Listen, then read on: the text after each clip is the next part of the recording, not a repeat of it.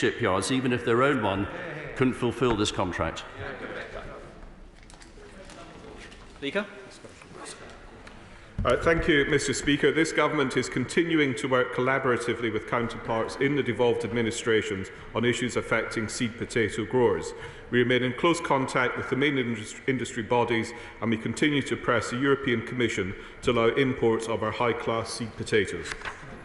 Thank you, Mr. Speaker. The EU continues to block seed potato exports into Europe. It offers no reciprocal trading arrangements. And, of course, this is harming not only the vital industry in Scotland, but also my growers, Solana Seeds in North Norfolk. Will my right honourable friend agree to meet with me to explain the situation further and what we're doing to rectify this problem? Yeah. I'd be very happy to meet my honourable friend, Mr. Speaker. I can tell him that an application has been submitted to the EU to lift the restrictions based on recognising GB seed potato requirements as equivalent, which is being pursued at both political and technical levels. We remain committed to finding a solution to allow exports to resume, and will continue to press our case with the Commission. In the meantime, the temporary authorisation that allowed imports of seed potatoes from the EU expired on the 30th of June. Thank you, Mr. Speaker. I mean, this is basically just another example of the botched Brexit deal failing to take into account the needs of a small but very important industry. The industry has now completely collapsed. 30,000 tonnes of seed haven't been exported. 13.5 million pounds of trade is no longer in place. What is the Minister doing to actually ensure that an equivalence deal is reached with the EU as soon as possible so that the trade can be resumed? Well, Mr. Speaker, in addition to the points I made in the answer to my honourable friend, I would point out to the honourable lady that there is enormous export potential right round the world, particularly in China and Asia, further in Asia, for Scottish seed potato exports. This is something I discussed with industry in Glasgow on Monday evening. There is huge potential there, and we will do everything we can to help them realise that. Sir Britley. Question number 5, Mr. Speaker. Thank you, Mr. Speaker. Our UK-wide total DWP spend on the labour market support will increase to more than £6 billion. This will give everyone a chance to progress work and develop the skills they need for the modern workforce. In Scotland, we have made available over 15,000 jobs, and around 8,000 jobs have already started. Sir Britley. Well, to fulfil their potential is key to levelling up opportunity. Does my right honourable friend agree with me that the UK-wide Kickstart scheme, which has made available well over 10,000 Scottish placements, is yet another example of the UK government delivering for the people of Scotland?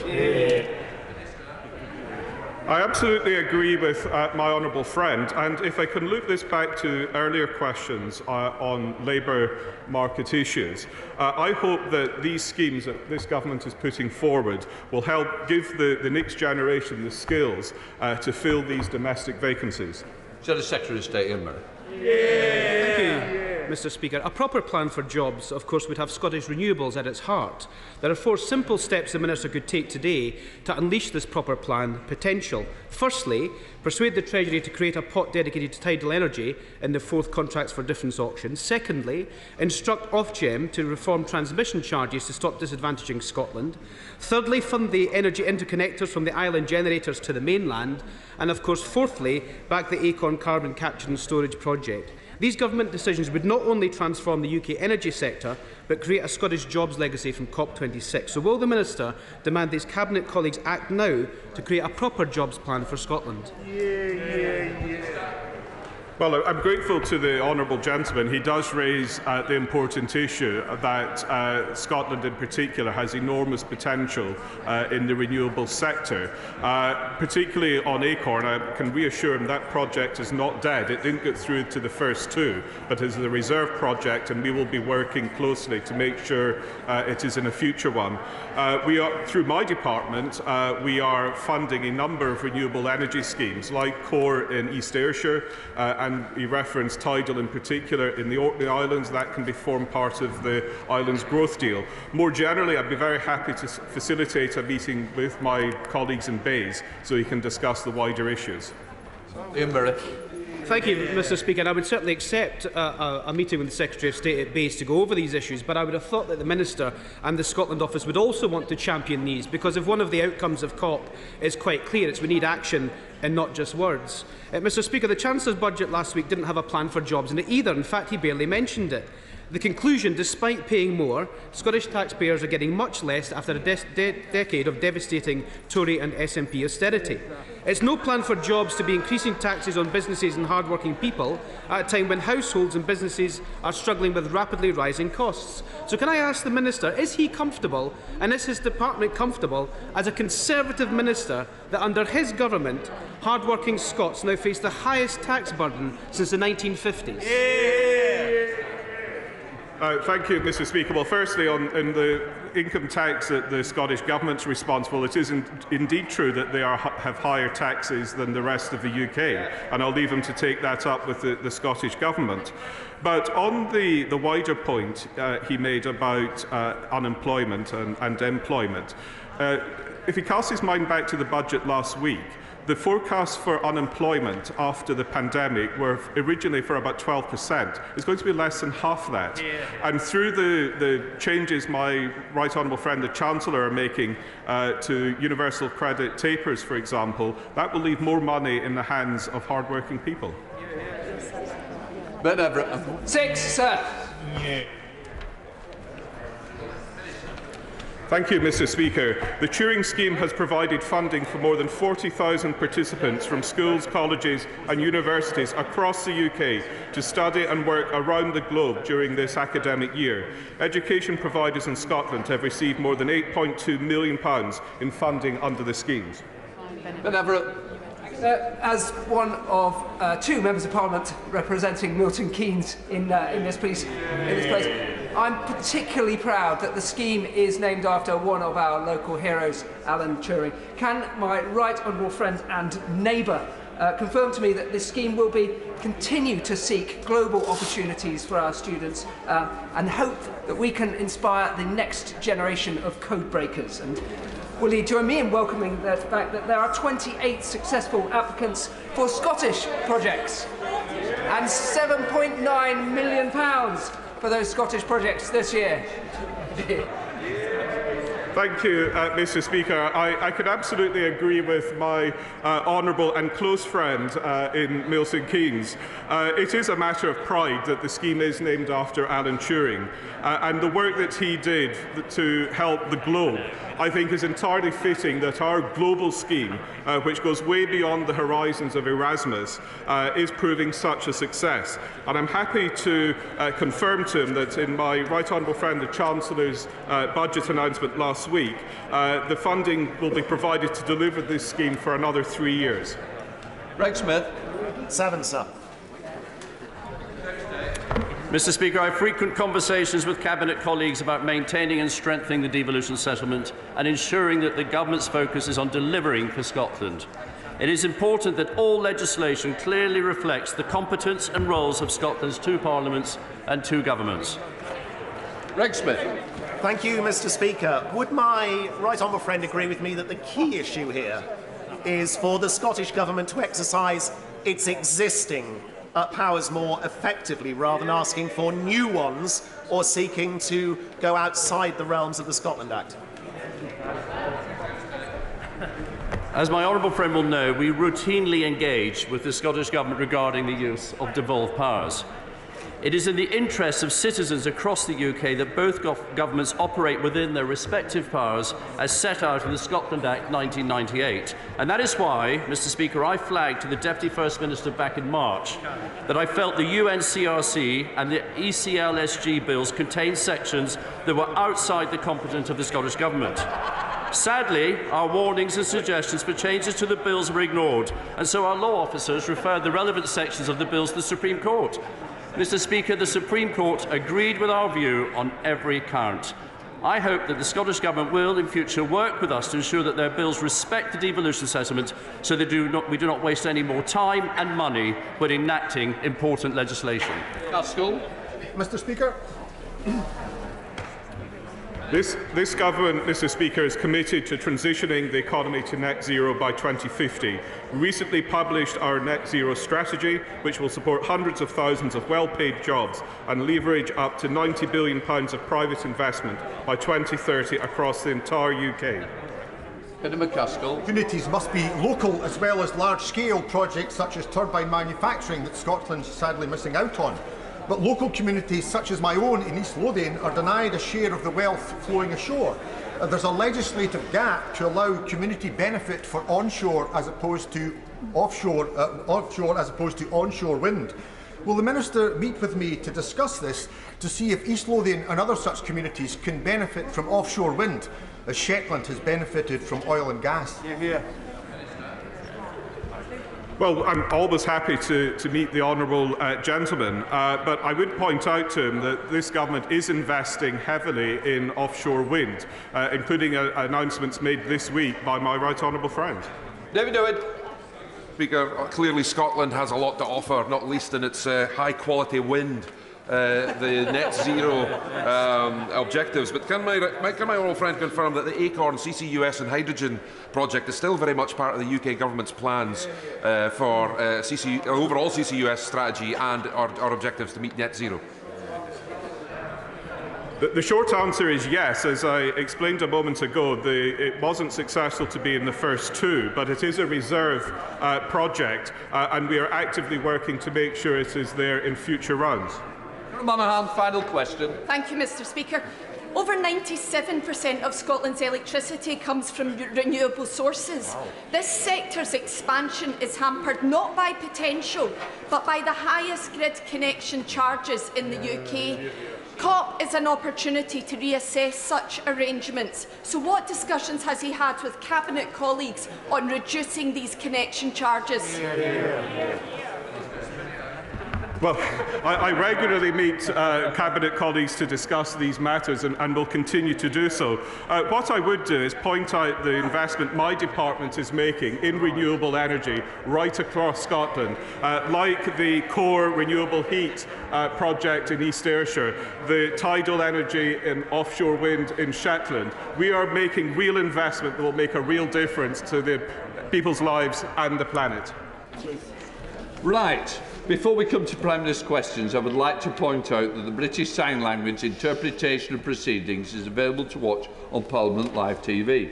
We now come to questions to the Prime Minister. And I start with Dr. Rupert Huck. Number one, please, Mr. Speaker. Mr. Speaker, as the House will be in recess next week, I'm sure that colleagues will join me in looking ahead to Armistice Day and remembering those men and women who have served and lost their lives in the service of this country. We also thank the members of our armed forces who continue to do so today. Mr. Speaker, this morning I had meetings with ministerial colleagues and others. In addition to my duties in this House, I shall have further such meetings later today. Dr. Rupert. The Prime Minister's been busy preaching urgency this week at COP26. I hope he caught up with his sleep. But when he sits down with his grandchildren one day and they ask, what did you do that week of COP26? Would he be able to undertake one action in his gift that would have an immediate impact? Would he be consistent with what he's always said and done and take on the biggest emitter of CO2 in the whole of Europe that greedily, voraciously wants more? Will he ditch his predecessors' damaging, daft, pre-levelling up, pre-Zoom, pre-90% drop in demand and have a fresh vote in this House to kill off the third runway at Heathrow? Mr. Speaker, what this government is going to do, rather than taking steps to damage the economy of this country, what we are going to do, which is what Labour would do, what we are going to do is get to net zero aviation, Mr. Speaker. That's the future for this country. Clean, green aviation. And by the way, I think that has every chance of arriving a lot earlier, Mr. Speaker, than a third runway at Heathrow. James Wilde. Thank you, Mr. Speaker. I share my right honourable friend's commitment to build back better, to build back greener and to level up. And I have a project that will deliver on all those things, rebuilding the ageing Queen Elizabeth Hospital in Kings Lynn. I've shown him the pictures of the 200 props holding up its decaying roof. So will the Prime Minister make the Queen Elizabeth one of the 8 new schemes giving people in Norfolk, Lincolnshire and Cambridgeshire the hospital they need? Mr. Speaker, I know that my honourable friend does a huge amount of work for his constituents. I have seen the pictures that he describes, and I can tell him that the application is in from the hospital in his constituency. It is under consideration, and we aim to make our final decision in the spring of next year. We now come to the Deputy Leader of the Labour Party, Angela Rayner. Thank you, Mr. Speaker. And can I share the opening words from the Prime Minister regarding our armed forces and the tremendous work they do, and also send my best wishes to all those recovering in Salisbury, and give our sincere thanks to the emergency services that responded on that day. And I'd also like to wish all those celebrating tomorrow a happy and peaceful Diwali. Now, let me start with something on which there should be agreement across all sides of the House. The independent standards process found that a member broke the rules on paid lobbying. Surely the Prime Minister accepts that this is and should be a serious offence. Yet we have seen reports that he will respond by scrapping the independent process and overturning its verdict. In no other profession in our country could someone be found guilty by an independent process and just have their mates vote them back into the job.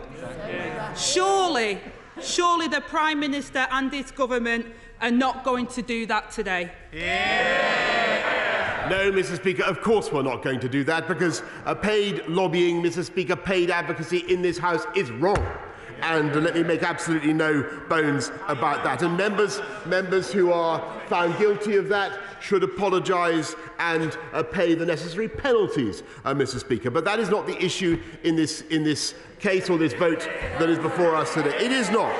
The issue in this case, which involved a serious family tragedy, Mr. Speaker, is whether a member of this House had a fair opportunity to make representations in this case, or whether as a matter of natural justice, our procedures in this House allow for proper appeal, Mr. Speaker. And that I think is something that should be of interest to members across this House, Mr. Speaker, and should be approached properly in a spirit of moderation and compassion, Mr. Speaker.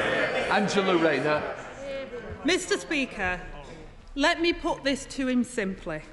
If it was a police officer, a teacher, a doctor, we would expect the independent process to be followed and not changed after the verdict. It's one rule for them and one rule for the rest of us. Mr. Speaker, when a Conservative member was found guilty of sexual harassment but let off on a loophole, they said the rules couldn't be changed after the event. So they can't change the rules to stop sexual harassment, but they can change the rules to allow cash for access. So why is the Prime Minister making it up as he goes along? Mr. Speaker, all the professions that she mentions have a right of appeal, Mr. Speaker, and that is what the House needs to consider. And may I respectfully say to her that I believe that she needs to focus, instead of playing politics on this issue, which is what they are doing. I think that she needs to consider the procedures of this House in a spirit of fairness, Mr. Speaker. And we on this side of the House, instead of playing politics, we are getting on with delivering on the people's priorities, Mr. Speaker. 40 more hospitals, 20,000 more police officers, wages up, growth up and jobs up across this country. Those are our priorities. Order. Mr. Perkins, I don't want to say any more of that either. Right. Angela Rayner. Mr. Speaker, this isn't about playing politics in this place. This is about playing by the rules. And as we can see, it's one rule for everybody else and one rule for the Tory Conservatives. When they break the rules, Mr. Speaker, they just remake the rules. Yeah. And I know that Donald Trump is the Prime Minister's hero, but I say to the Prime Minister, Prime Minister, in all seriousness, he should learn the lessons that if you keep cheating the public, it catches up with you in the end. Yeah. Because while they're wallowing in sleaze, the rest of the country faces higher bills, rising costs and damaging tax rises. Yep. So I ask the Prime Minister, can you tell us what is the projected tax increase per household over the next 5 years?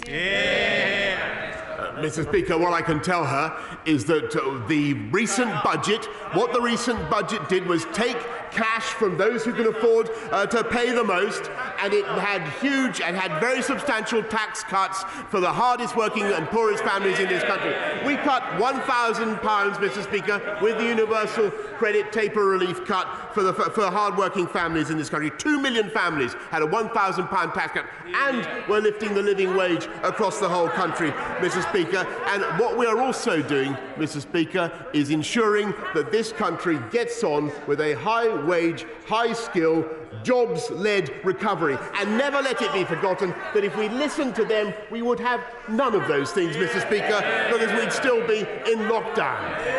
Lorena! Mr. Speaker, I think he missed out the number, so let me help him out. The Resolution Foundation found that by 2026, taxes will be £3,000 more per household since he took office. My constituents and his constituents are feeling the pinch, and they're worried about Christmas as well, Mr. Speaker. Their bills are going up every week, and the budget did nothing to help them. So can the Prime Minister tell them how much was the tax cut that he gave to the banks instead? Mr. Speaker, as she knows very well, it is the banks and the bankers who are paying far more proportionally as a result of our tax measures to cover the cost of the NHS. And actually, it's a very moot point, because the £36 billion came from 50% of it comes from the 14% who are the richest in this country, Mr. Speaker, overwhelmingly from the banks and financial services industry who can pay the most. And the astonishing thing, Mr. Speaker, is when it came to voting for that £36 billion increase in 48 new hospitals, in 50,000 more nurses, in looking after our public services, they voted against it, Mr. Speaker. Angela Rayner. Mr. Speaker, according to the Prime Minister's own budget documents, it was £4 billion in tax cuts to the bankers and £3,000 of tax rises per household. Good news for the donors who gave his party £500,000. His bank got a bonus of nearly £8 million, but not so good news for the rest of us, Mr. Speaker. Now, Mr. Speaker, this month, as the Prime Minister said, we remember and celebrate all those who serve our great country and all those who have lost their lives, leaving behind loved ones, and those who have sustained life-changing injuries and live every day with the consequences of their sacrifice. Yet hidden in the small print of the budget was a £1 billion cut to day-to-day defence spending. Shocking. So, Mr. Speaker, will our servicemen and women face pay cuts, or will there be fewer of them with less support? Mr. Speaker, I think it's quite incredible that we're now hearing this from the Labour Party when they would have pulled us out of NATO and I think the right honourable lady actually wanted to abolish the army. What you've got, she wanted to abolish the army. The woman sitting next to her, Mr. Speaker.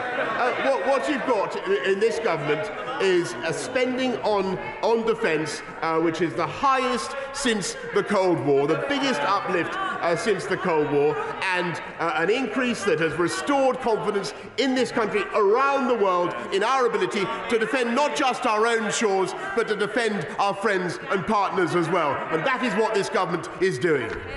Angela Rayner.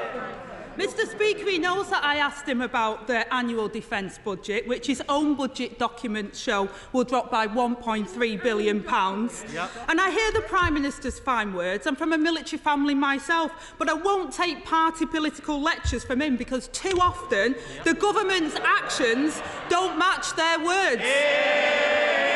And Mr Speaker, I think of my constituent who fought in Afghanistan and yet was threatened with sanctions because he was unable to physically travel miles to the nearest DWP office. Shameful. The Prime Minister's tax cut for short-haul flights last week cost £30 million. That is 50% more than the government spends on supporting veterans' mental health each year. The charity Combat Stress has lost £6 million in funding this year, even as their calls to their helpline have doubled.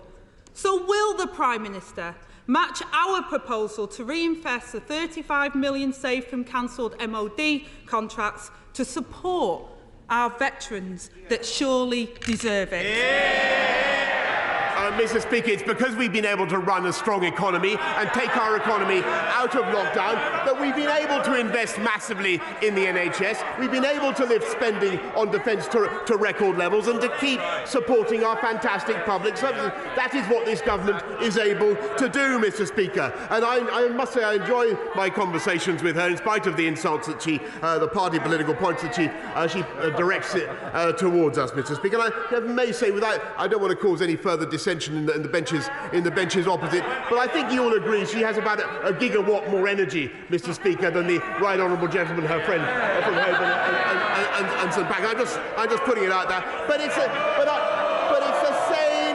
the same old Labour. No plan, no ideas. We're getting on, Mr Speaker, with delivering on the people's priorities. We're taking this country forward. Growth up, jobs up, wages up, productivity up. All they do, Mr Speaker, is play politics while we deliver. Thank you, Mr Speaker, and can I thank the Prime Minister and the Government for securing our fantastic Stoke-on-Trent levelling up funding. And if we're to truly level up opportunities and access to opportunities in Stoke-on-Trent, we must also improve our poor public transport. So would my right honourable friend agree to look at the possibility for bus franchising in the posheries? As my honourable friend knows, I'm a fanatic about buses. I will urge him to take up his. We're putting £1.2 billion more into bus funding, and I know that Stoke-on-Trent has applied. But can I suggest that he takes his suggestion up immediately with my right honourable friend, the Secretary of State for Transport?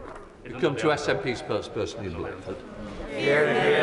Thank you, Mr Speaker, and can I also, as we look forward to Remembrance Sunday, commend those that served and the military services that protect all of us, the security services, for the job that they continue to do.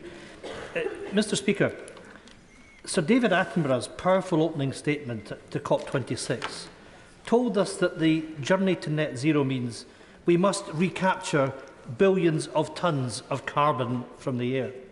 The Committee on Climate Change has been clear that carbon capture and storage is a necessity, not an option, to achieve the planet's net zero targets. This week, Scotland's world-leading climate targets have received widespread praise from, amongst others, the UN Secretary-General. Scotland is finding partners across the world to tackle the climate emergency. But in Westminster, there isn't even a willing partner to deliver the carbon capture project that was long promised. Scotland's North East has now been waiting weeks for a clear reason to exactly why the Scottish cluster bid was rejected. There have been no clear answers, not even clear excuses. So maybe the Prime Minister will answer the simple question: does he know exactly how much of the UK's CO2 storage the Scottish cluster could deliver? Mr Speaker, I'm a massive enthusiast for carbon capture and storage around the whole of the UK. The Acorn project in Aberdeen remains, as he knows, on the reserve list. He should not give up. We will come back to this, and of course we want to make sure that we have a fantastic industry generating clean hydrogen around the country. He should not despair. In the meantime, we are supporting amazing Scottish plans to get clean energy from wind, from hydrogen, from all sorts of means, Mr. Speaker. And I may say I want to thank the people of Scotland, and I want to thank the people of Glasgow for the way they helped to produce so far what I think has been a fantastically well-organised summit. Ian Blackford.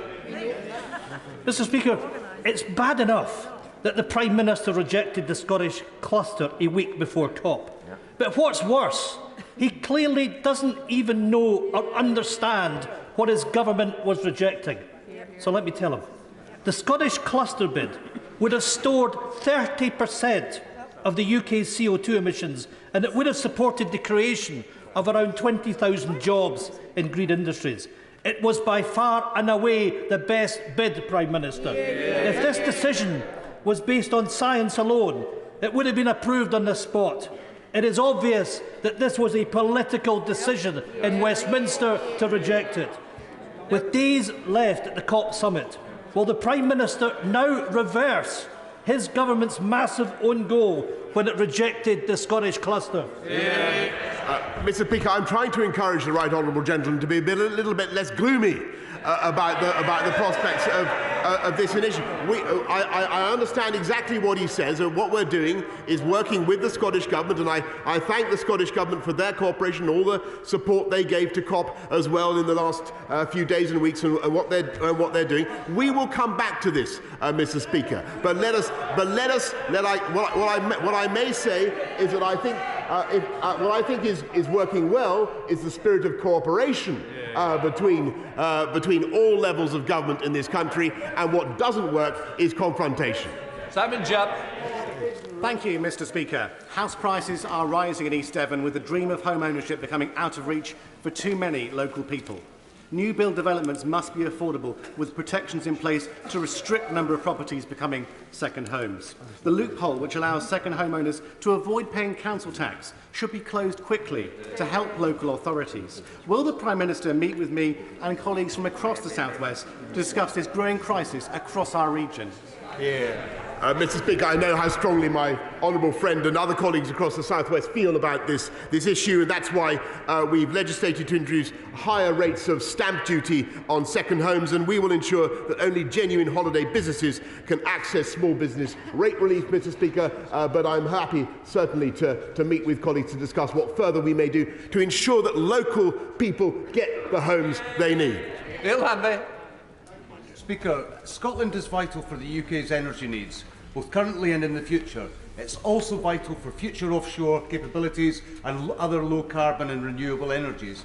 Not my words, but those of the Minister for Energy, confirming that it is the rest of the UK that is dependent on Scotland, not the other way round. Does the Prime Minister not realise that his failure to invest in carbon capture and storage at St Ferguson, Grangemouth, and feeding the potential at Musmorin in my constituency is regarded as an act of deliberate economic vandalism, casting himself less as Bond and more as Blofeld the villain for all of the COP26 world to see? Mr. Speaker, what the COP26 world can see is the astonishing achievements of Scotland and the rest of the UK in developing clean energy sources. And I've said to the right honourable gentleman, the leader of his party in Westminster, that we will come back to the Aberdeen. Sorry, forgive me, he's a member of a different party. Forgive me. Substantially the same agenda, though, Mr. Speaker. We will come back to this, and what I found encouraging about the last few days is the spirit of cooperation and joint enterprise that I now detect that will enable us to deliver massive carbon cuts across this whole country. Peter Gibbs. Thank you, Mr. Speaker. Darlington Station is receiving £105 million thanks to this government's plans to make it HS2 ready. I want to make sure that Darlington benefits from high-speed rail. So will my right honourable friend meet with myself and regional colleagues to discuss the eastern leg of HS2 and reopening the Leamside line to allow the whole region to be better connected? Well, my honourable friend, I thank I thank you for everything he's doing for Darlington, and he should wait for the integrated rail plan to come out. But in the meantime, we are upgrading Darlington Station. There are plans in place, and my right honourable friend, the Chancellor, announced £310 million of funding over the next 5 years to transform local transport networks in the Tees Valley. Thank you, Mr. Speaker. The Prime Minister says he is a fanatic of buses, but what about trains, and not just in Darlington, but the mention of the Leamside line? Because last Wednesday I was notified that a joint bid to reinstate the mothballed Leamside line had not been successful in attracting the next stage of the feasibility funding from the government as part of the Restoring Your Railway Fund. So can I ask the Prime Minister, what specific plans does the government have to invest in the North East in places like Gateshead and South Tyneside in my constituency, and when is he going to get serious about levelling up in our communities instead of just using the term as a meaningless populist slogan? Well, Mr. Speaker, again, she must wait for the integrated rail plan, but the North East will be the beneficiary of the biggest investment in our rail infrastructure beyond HS2 that we've seen for a century. About £96 billion more that we are going to be putting in, and what we want is we want the local authorities, we want the regional authorities to work with us to ensure that we promote the projects that the people really want. Andrew Letts. Thank you, Mr. Speaker. Thank you again. I want to really thank my right honourable friend for his support for the Early Years Healthy Development Review, and in particular for the £500 million of new money at Spending Review last week. My right honourable friend often says that talent is spread equally across our country, but opportunity is not. So does he agree with me that giving every baby the best start for life is the best possible way to level up across our country? Yes, I thank, because I've listened to my right honourable friend over many years on this issue, and she is 100% right in what she says, about the importance of early years. And that's why we're investing £500 million to support families and children, including £82 million to create a network of family hubs to bring together services for children of all ages. And we're going to continue, Mr. Speaker, to invest in children's early years. For example, the 15 hours of early education for disadvantaged 2-year-olds that's already benefited 1.1 million disadvantaged kids since 2013. Session Lomi.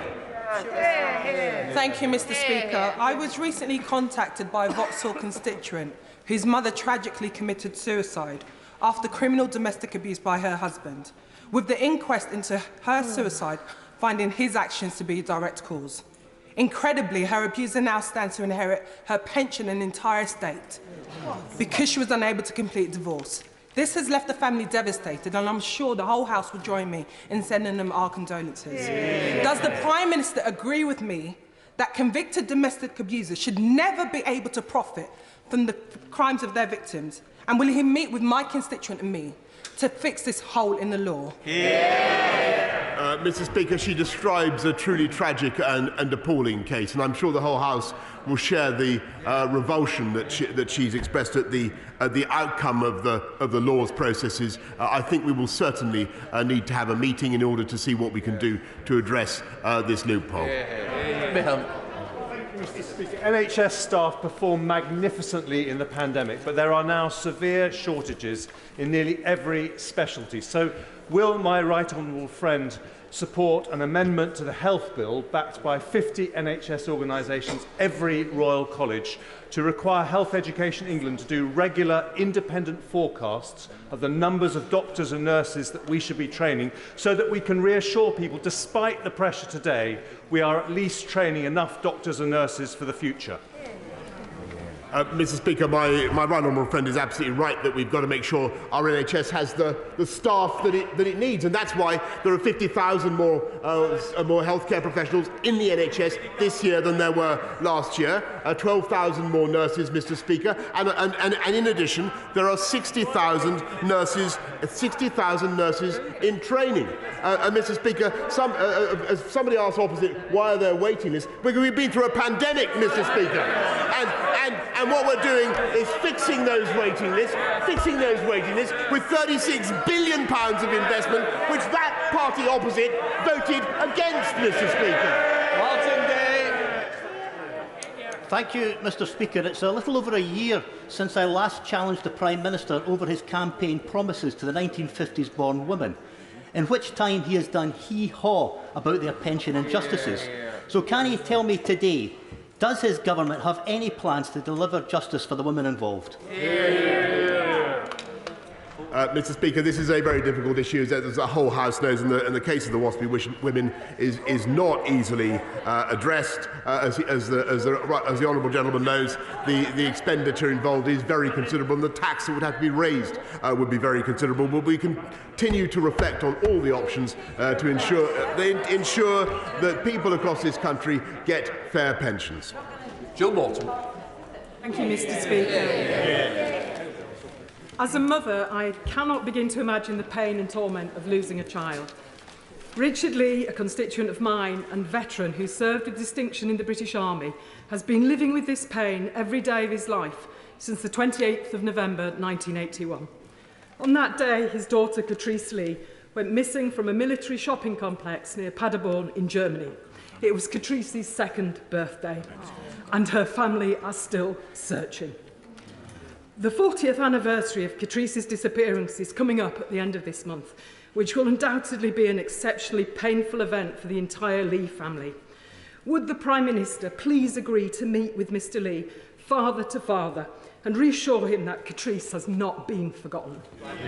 Yes, I thank my honourable friend for raising this absolutely tragic case, and I know that the thoughts of the whole House will be with Catrice Lee's family.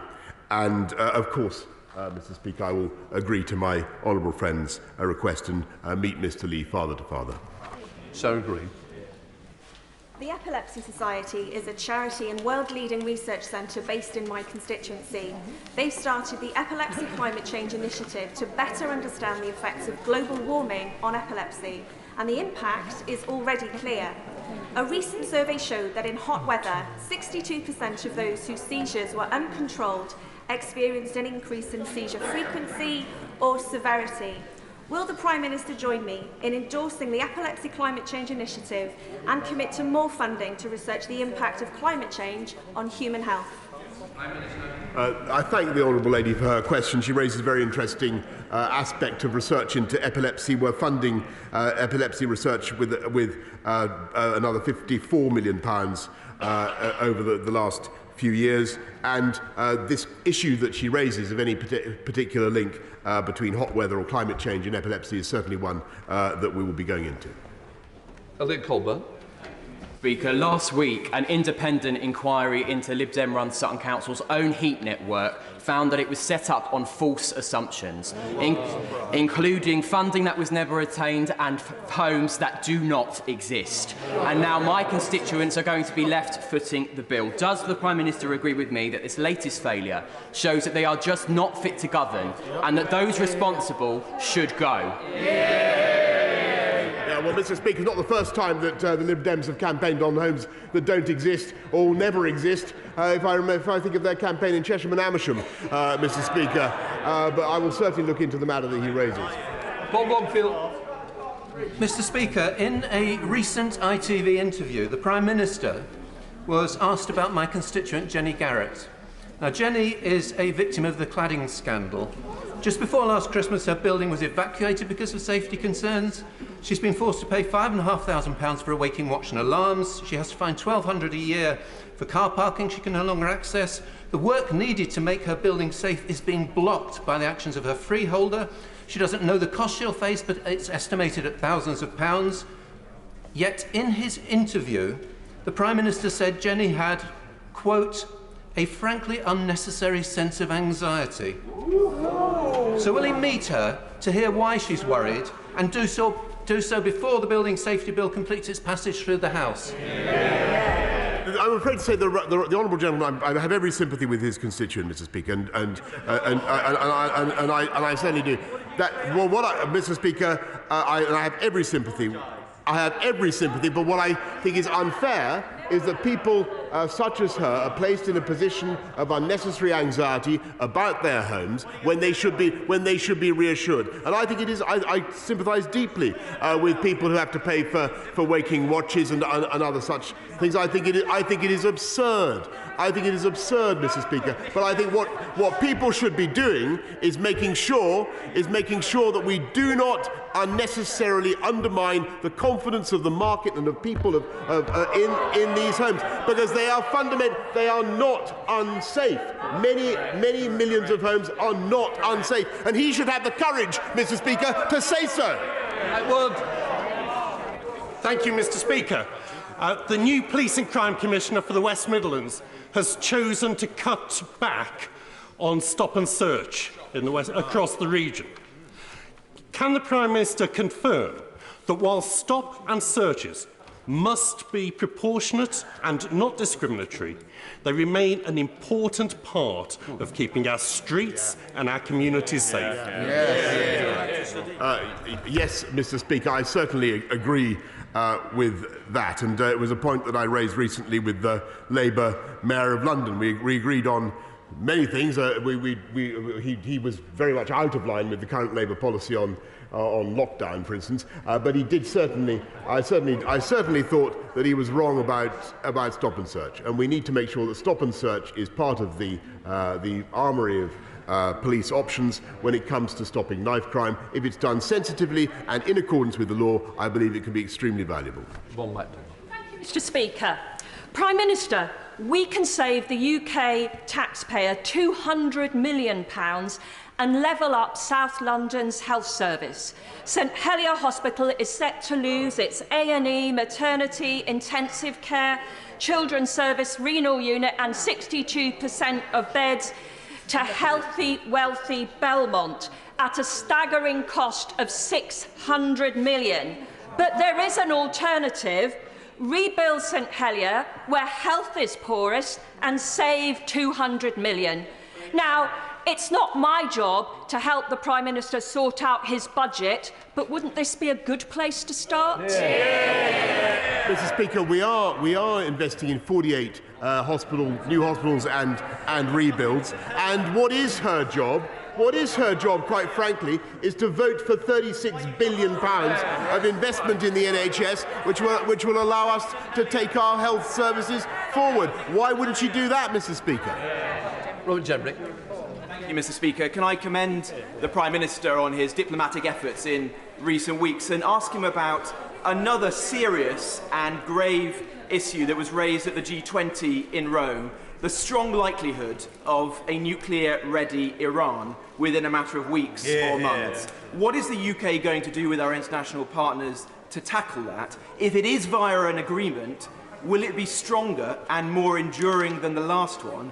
And if it's not, as many people suspect, what is our plan B?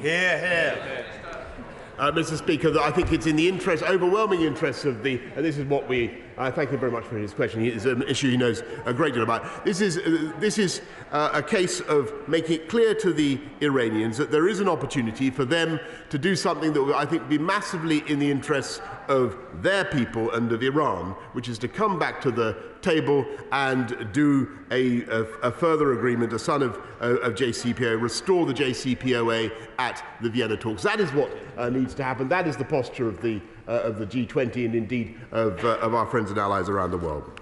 Okay. Vicky Foxcroft. Thank you, Mr. Speaker. The universal credit cut is already hitting people hard.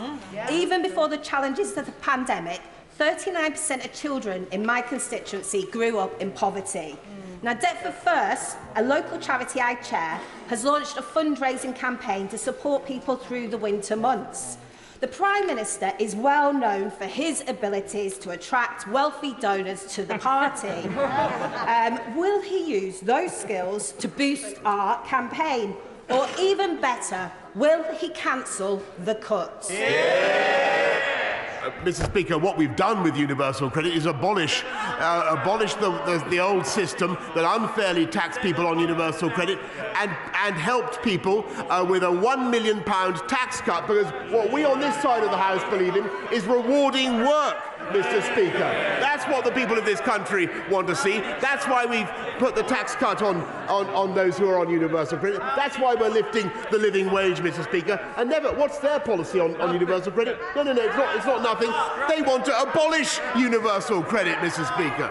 Bacon.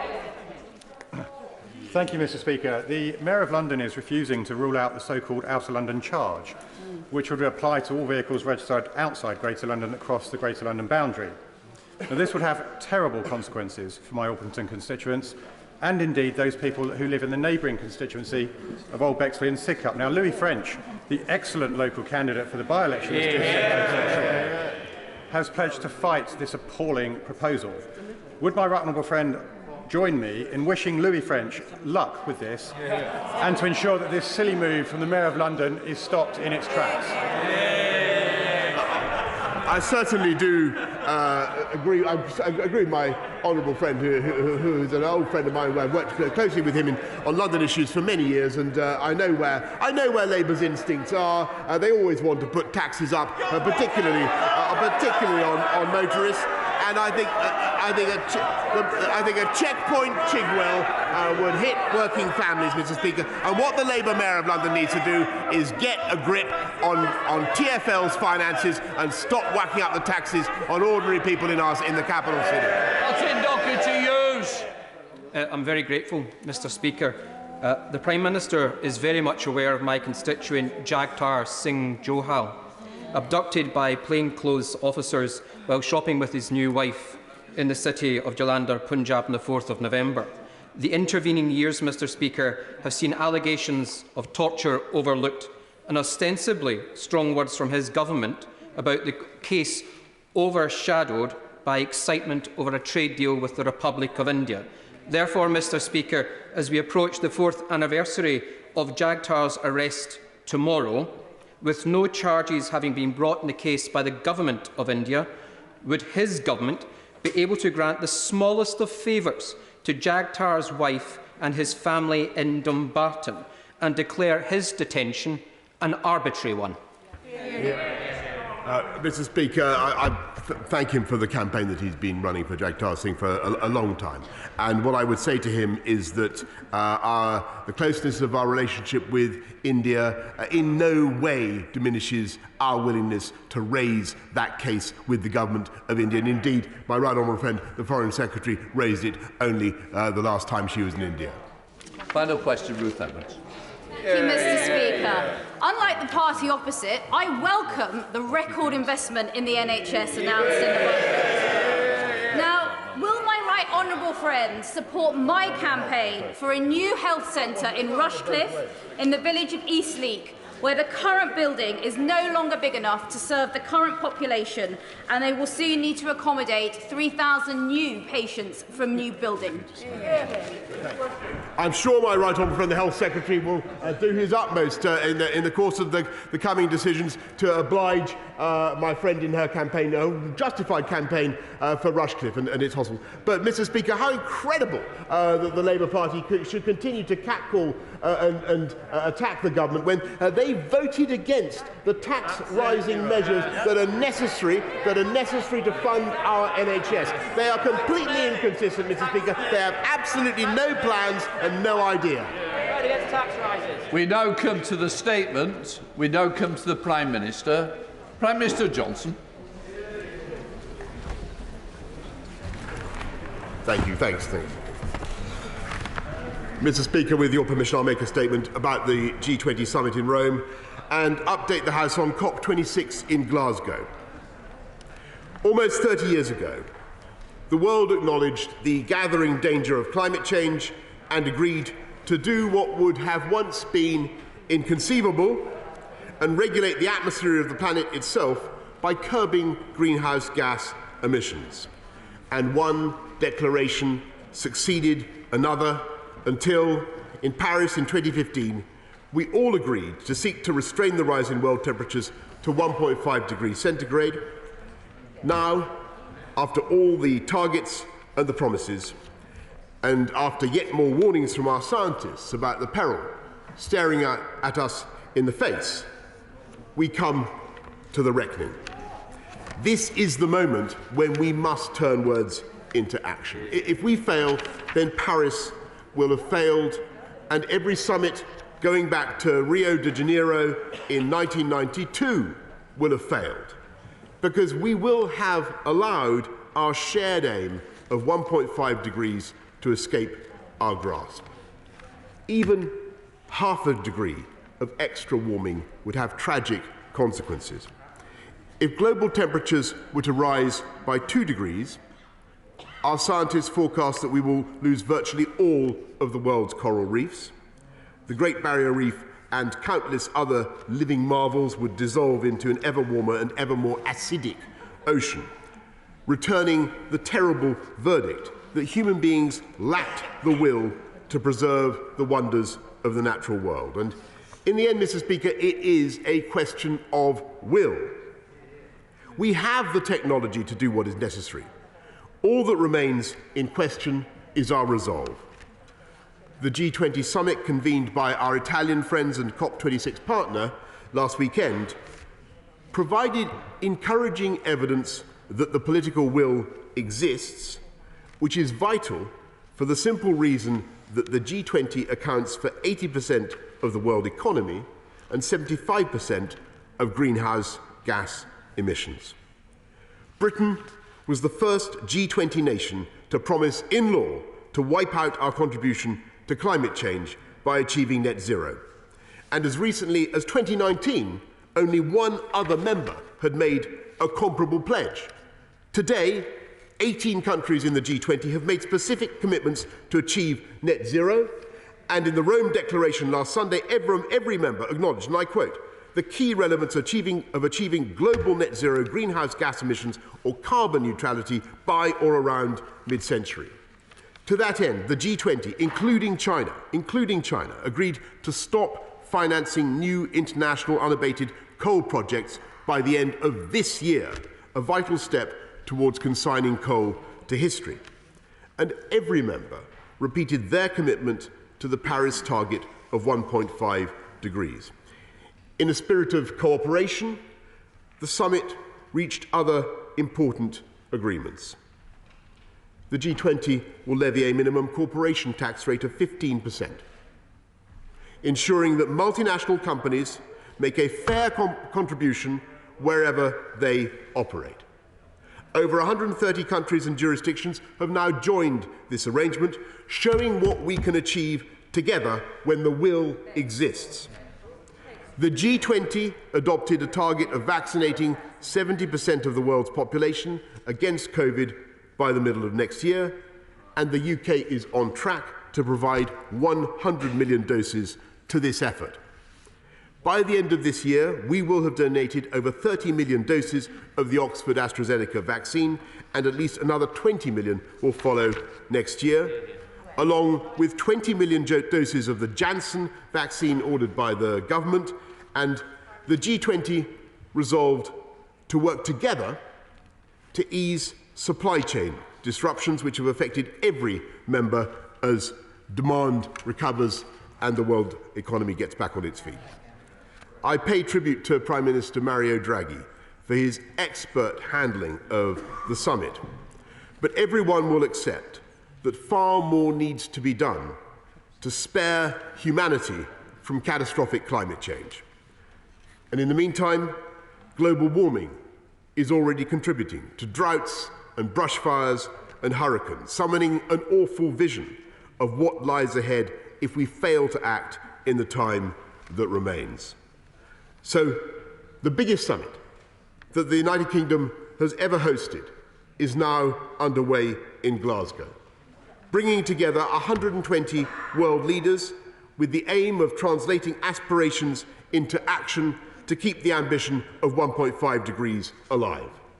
I'm grateful to Glasgow City Council, to Police Scotland, to police across the whole of the UK, and to our public health bodies for making this occasion possible and all their hard work.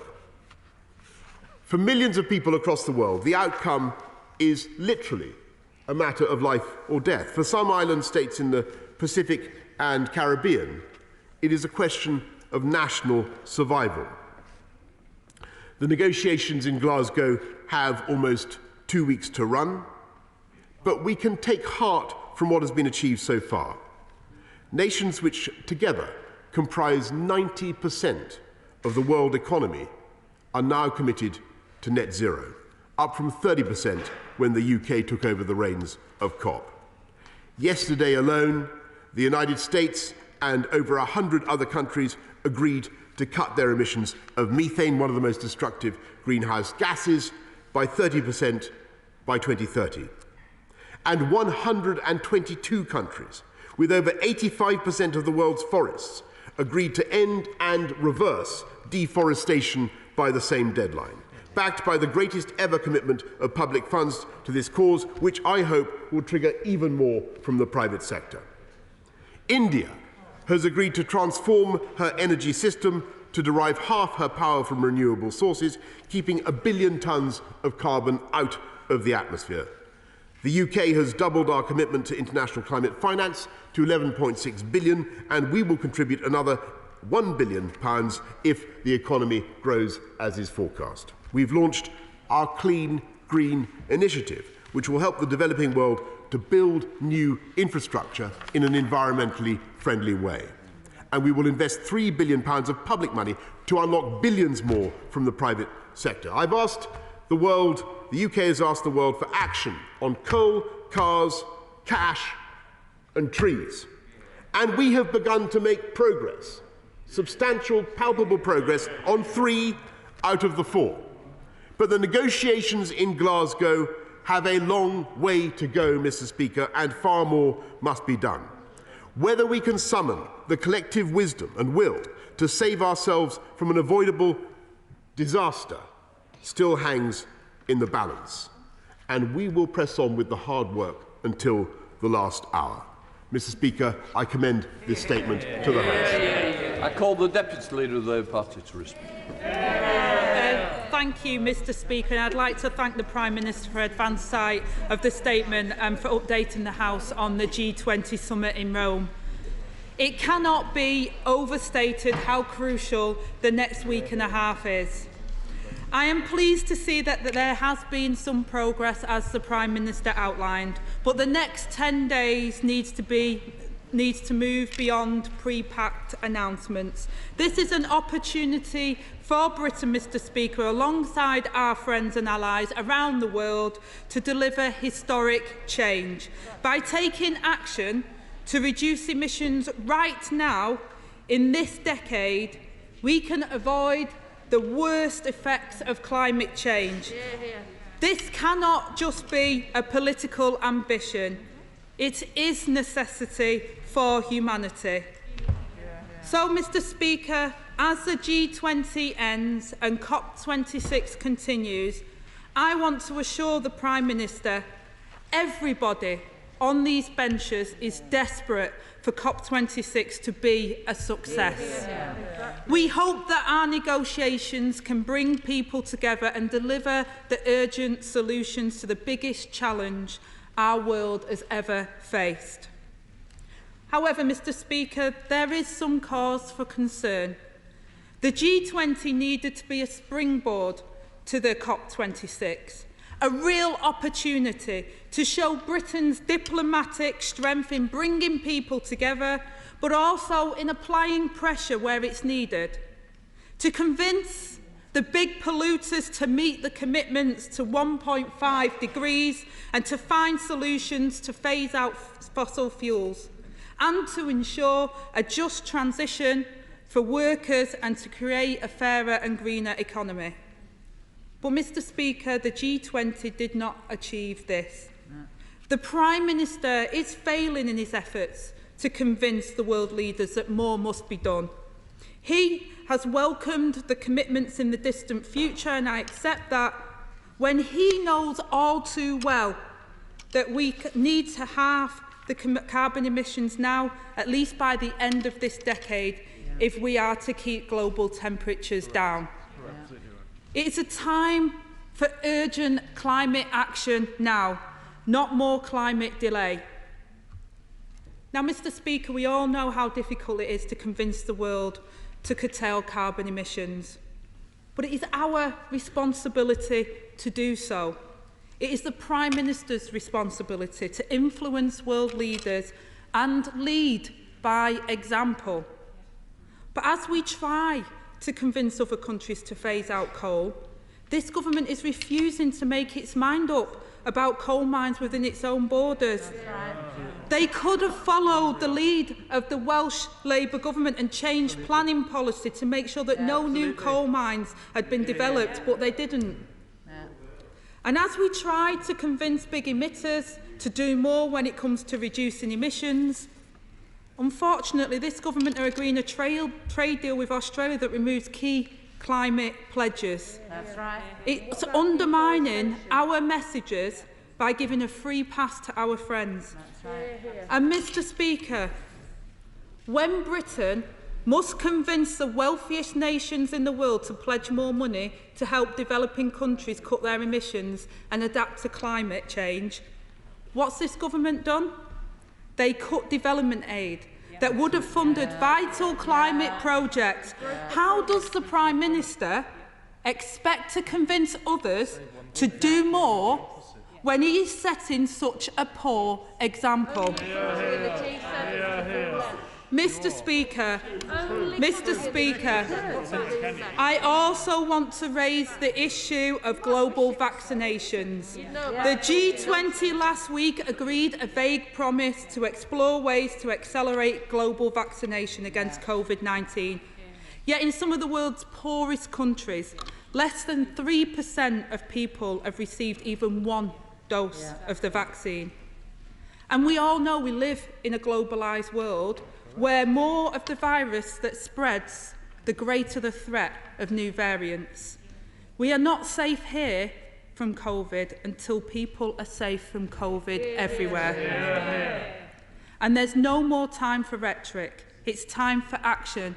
And the Prime Minister mentioned our efforts on vaccines, but it was revealed last week that the UK is lagging behind all other G7 countries bar one in sharing surplus vaccines with poor countries. This, Mr. Speaker, is shameful.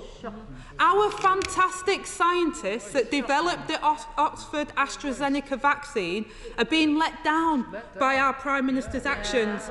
We need booster jabs in Manchester and vaccines shared with Madagascar. It's now time for actions, Prime Minister, not words. So as the world gathers over the next 2 weeks, we all hope for a breakthrough that we need. Now, Britain has a proud history of building alliances and standing up for what's right, and I've no doubt that we'll be able to do it again. And I do wish the Prime Minister well in his efforts, and I ask him to pay attention and go for the detail on this, because if he fails to deliver, Mr. Speaker, if he fails to deliver the change that we need through this conference, we will all pay the price. Well, Mr. Speaker, the right honourable lady asked me to go for the detail. Having said some kind things about her approach just now, I think after listening to that, I prefer the forensic approach, or the pseudo-forensic approach of the member for Holborn and St Patrick's. She's completely in ignorance of the basic facts, Mr. Speaker. We've cut our CO2 emissions by 44% on 1990 levels, very largely by moving from 80% dependence on coal 50 years ago to about 1 or 2% today. It is a massive cut.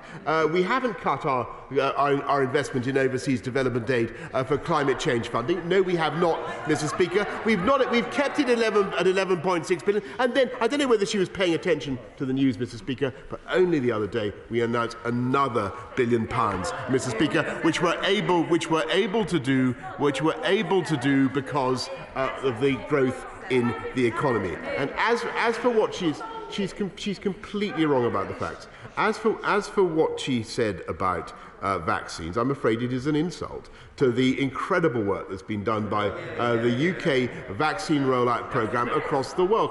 1.5 billion people, Mr. Speaker, have had access to cost-price vaccines thanks to the deal that this government did with Oxford AstraZeneca, a record that no other country in the world has, to say nothing of the £548 million extra that we put into Gavi, or the extra 100 million vaccines that we're donating by June next year. This country has an absolutely outstanding record in supporting vaccination around the world. And if she wants to go and look at the detail, then I urge her to go off and study it. I welcome, Mr. Speaker, the broad thrust of what she was saying about COP26, because I think what she was saying there was that she sees signs of progress, but a lot more to do, which is, I think, I think, frankly, there she is right.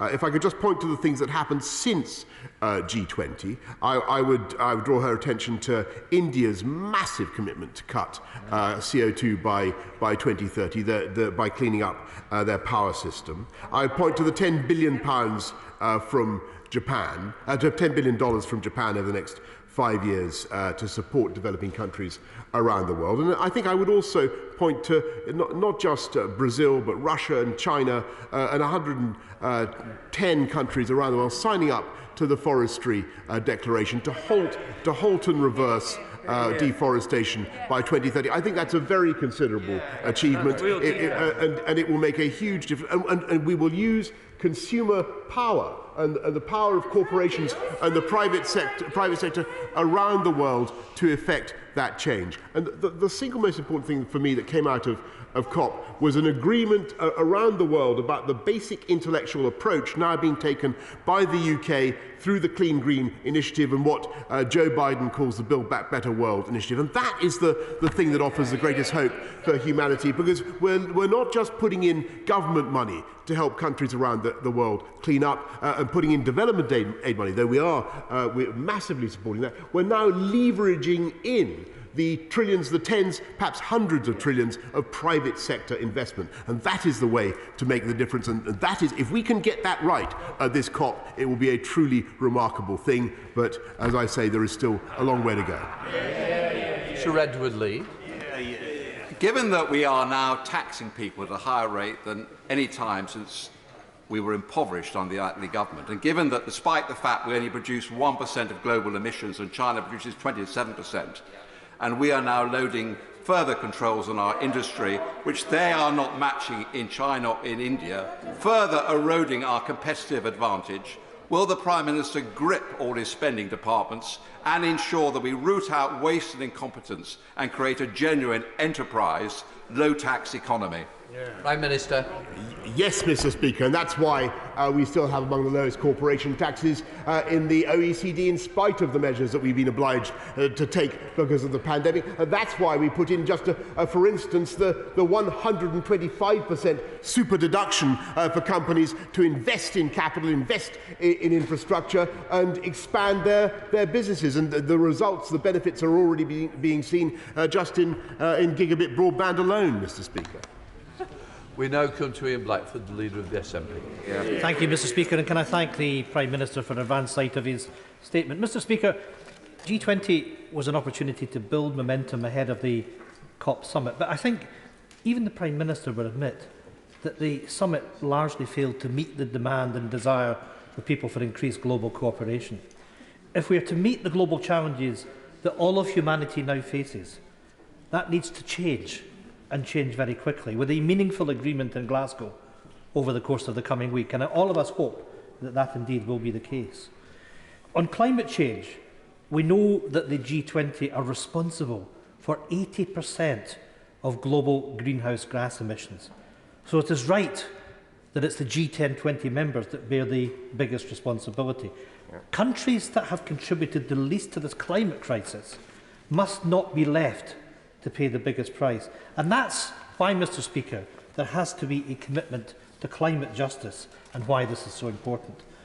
In Scotland, we've recently doubled our Climate Justice Fund to £6 million per year, providing £24 million over the Scottish Parliament session. but the commitments from the largest nations in the G20 always seem to be heavily caveated. On Monday, the Prime Minister promised £1 billion in UK aid for climate finance, but here's the catch: only if the UK economy grows as forecast. It's exactly the same excuse that is presented when it comes to the government's disgraceful policy of cuts to overseas aid. So, can I ask the Prime Minister, when will the UK government stop caveating its commitment to climate justice and follow Scotland's leadership and establish a climate justice fund? On Afghanistan, can I ask what concrete actions and timelines were agreed to help end the terrible famine that is ripping through that country? And finally, on COVID, what specific targets and timelines were agreed to rapidly increase vaccine rollout to those nations that are being left behind in the suppression of the virus? Prime Minister. Mr. Speaker, first of all, on the climate finance for the world, he's making a valid point, because it's absolutely essential that the developed world supports the developing world on the path to decarbonisation. But that's why the $100 billion per year is so important. And contributions such as the Japanese that we saw yesterday, what the French have done, what the Germans have done, what Joe Biden did the other day, these are important steps. But there is much more to be done. But be no doubt, he should be very proud of what the UK is committing. 11.6 billion that we said 2 years ago, plus another billion the day before yesterday. These are big sums now that the UK is giving. We are way out in front. On the his point about Afghanistan, and he's right to raise it.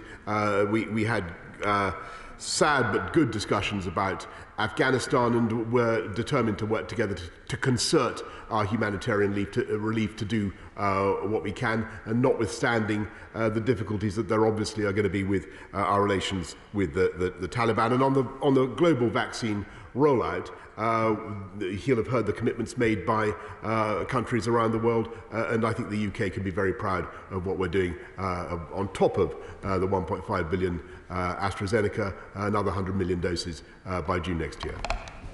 Sir Desmond Swayne. To what extent does the success of the entire enterprise depend upon the promised finance to the developing world?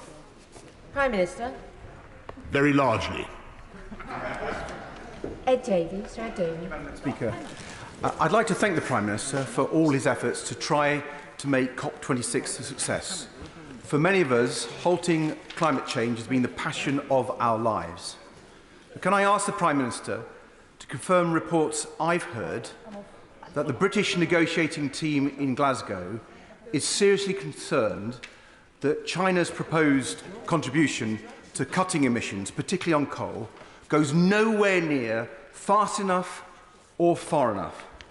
And if that's the case, will he commit to working with all our partners in the West and across the world, particularly those vulnerable countries who are already watching the waves of climate change hit their shores, to take any necessary action to pressure China to make the right decision? Prime Minister. Mr. Speaker, I want to thank the right honourable gentleman, because if you look at his own political record, he's done a huge amount of good in this area, is the truth of the matter. I thank him for what he has done. And what is happening with China is very important, but it's a mixed picture.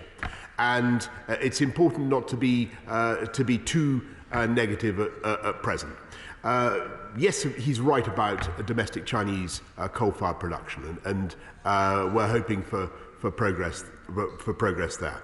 We're hoping that when China says that they can peak before 2030 in CO2 output, that date of before is correct, is considerably nearer now than 2030. So that's where the work is being done. But what is interesting is that when China made the commitment to stop the overseas financing for coal, that had an instant impact on many of China's friends and partners around the Asia-Pacific region, who took the signal and have also stopped overseas financing for coal. And I think it is that climate of the power of the room in the COP that is starting to make a difference. But you know, whether it's going to be possible at this COP to get China to make the commitments that are really necessary, I'm afraid it is just too early to say. Dr. Liam Fox. Thank you, Madam Deputy Speaker. I welcome all the progress made so far at COP26 and congratulate all those involved, including my right honourable friend. But what will we do if we don't get agreement on Article 6 and persuade countries like China to properly price carbon into their economy? Our businesses in the UK are carrying their share of costs to deal with climate change. Why should we allow them to be undercut by competitors who keep their prices down by using highly polluting industrial production techniques? Surely this is not something that the free world economies could tolerate. Prime Minister. My right honourable friend knows a great deal about this issue, and he's right to draw attention to Article 60 in the carbon credit issue, and that is something on which our negotiators will be working flat out until the final hour of COP.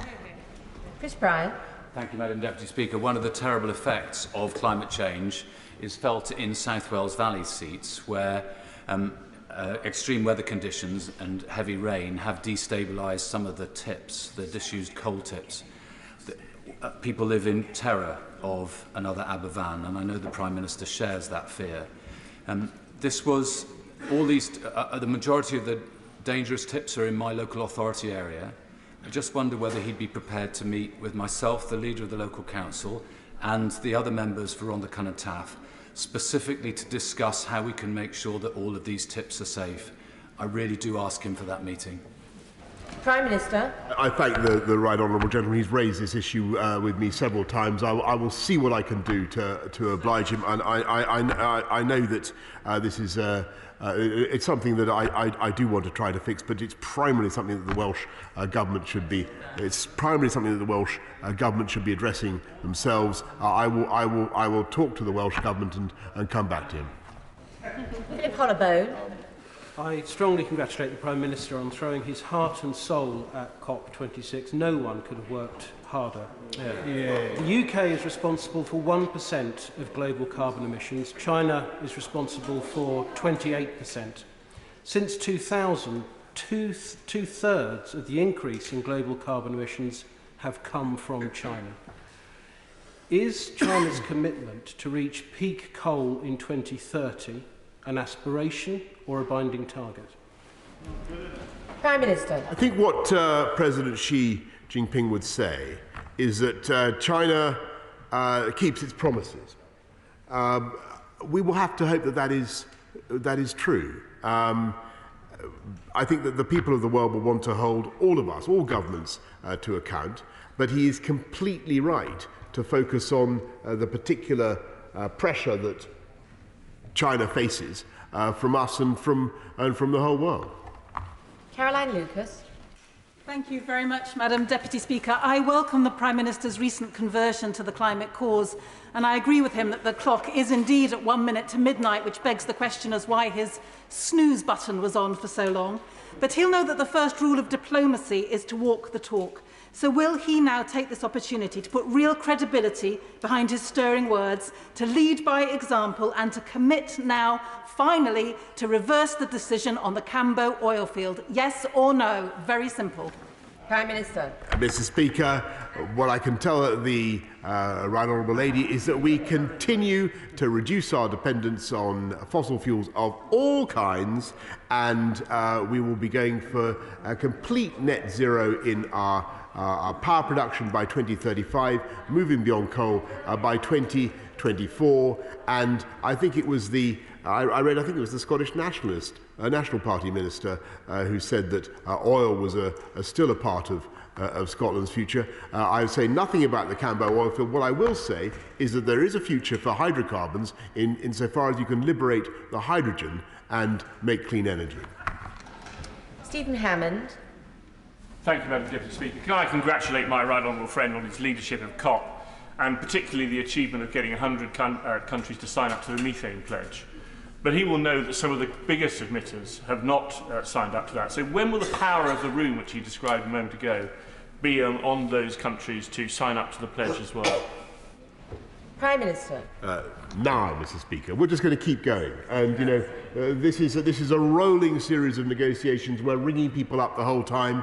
The COP is in full flood at the moment. Fleur Anderson. Thank you, Madam Deputy Speaker. The Prime Minister has not yet mentioned water resilience, and yet that is top of the agenda for many of the countries that are most affected by the climate emergency. Can he say what his assessment is of the funding for water resilience projects is, and commit not to cutting them, but to increasing funding for water resilience? Prime Minister.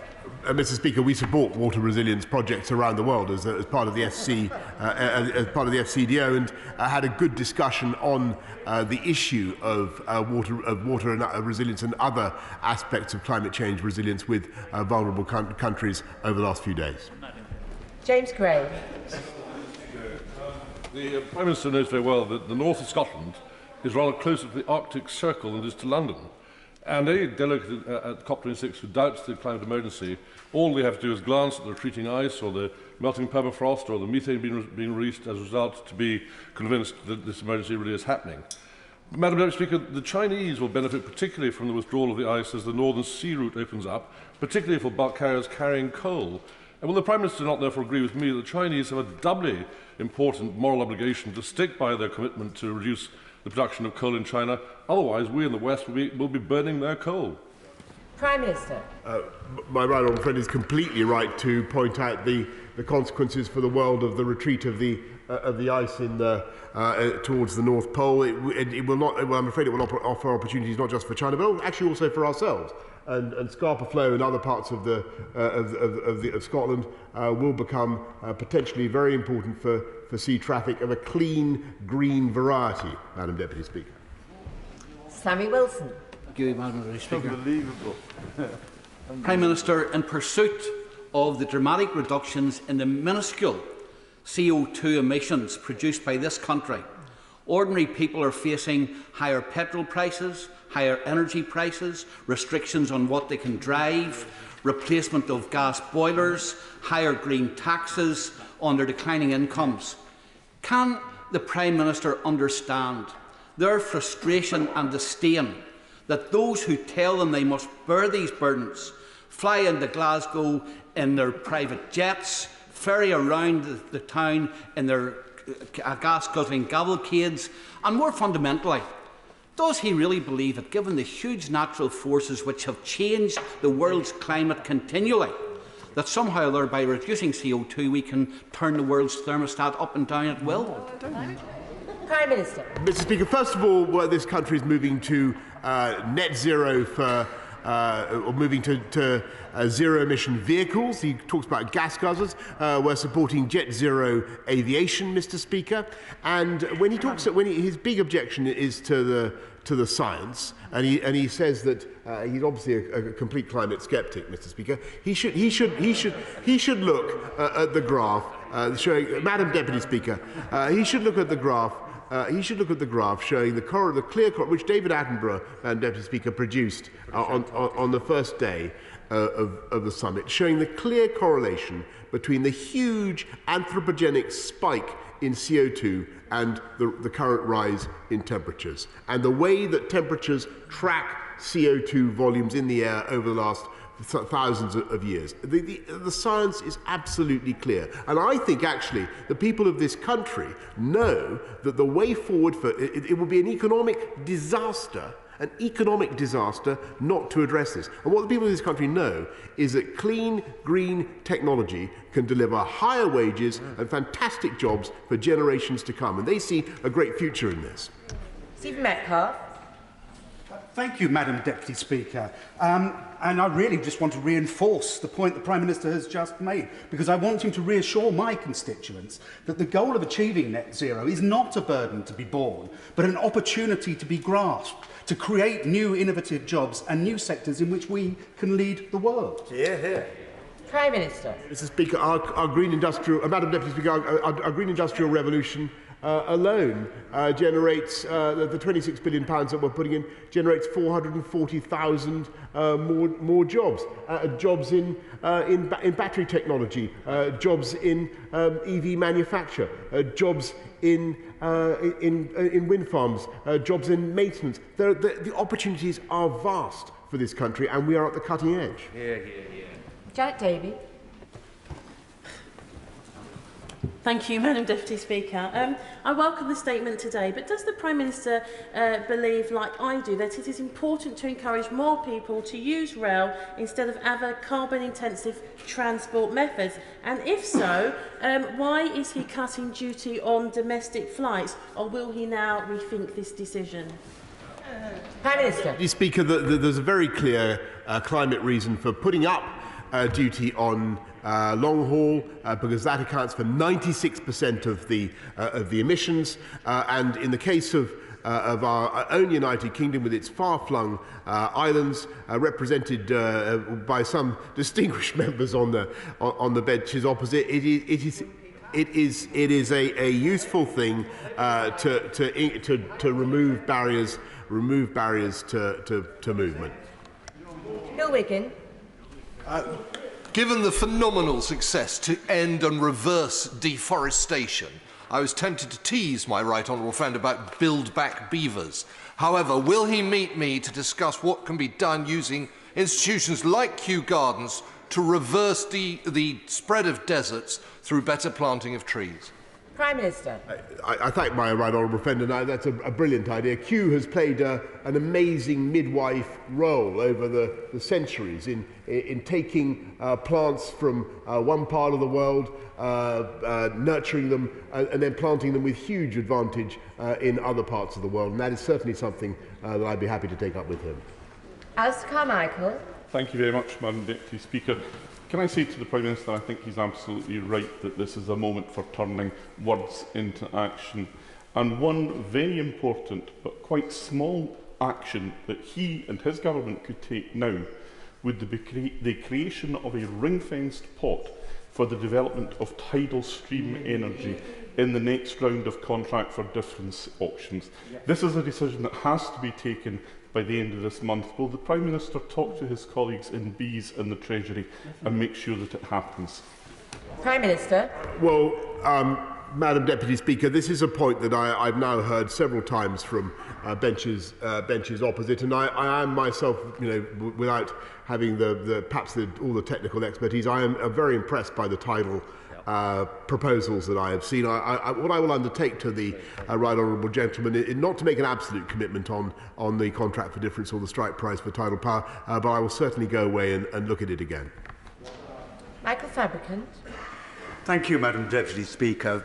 Well done, Prime Minister, in motivating people and for delivering that which others were saying couldn't be delivered at COP26 so far. Just a couple of days in, actually, to a 2-week programme. But can I invite my right honourable friend to visit Rolls-Royce, who are working on developing a 100% sustainable fuel jet engine for aviation, and put his considerable weight, and I don't mean that in a personal manner, I mean as Prime Minister, his considerable weight behind the Gigafactory proposal for Coventry in the West Midlands Combined Authority.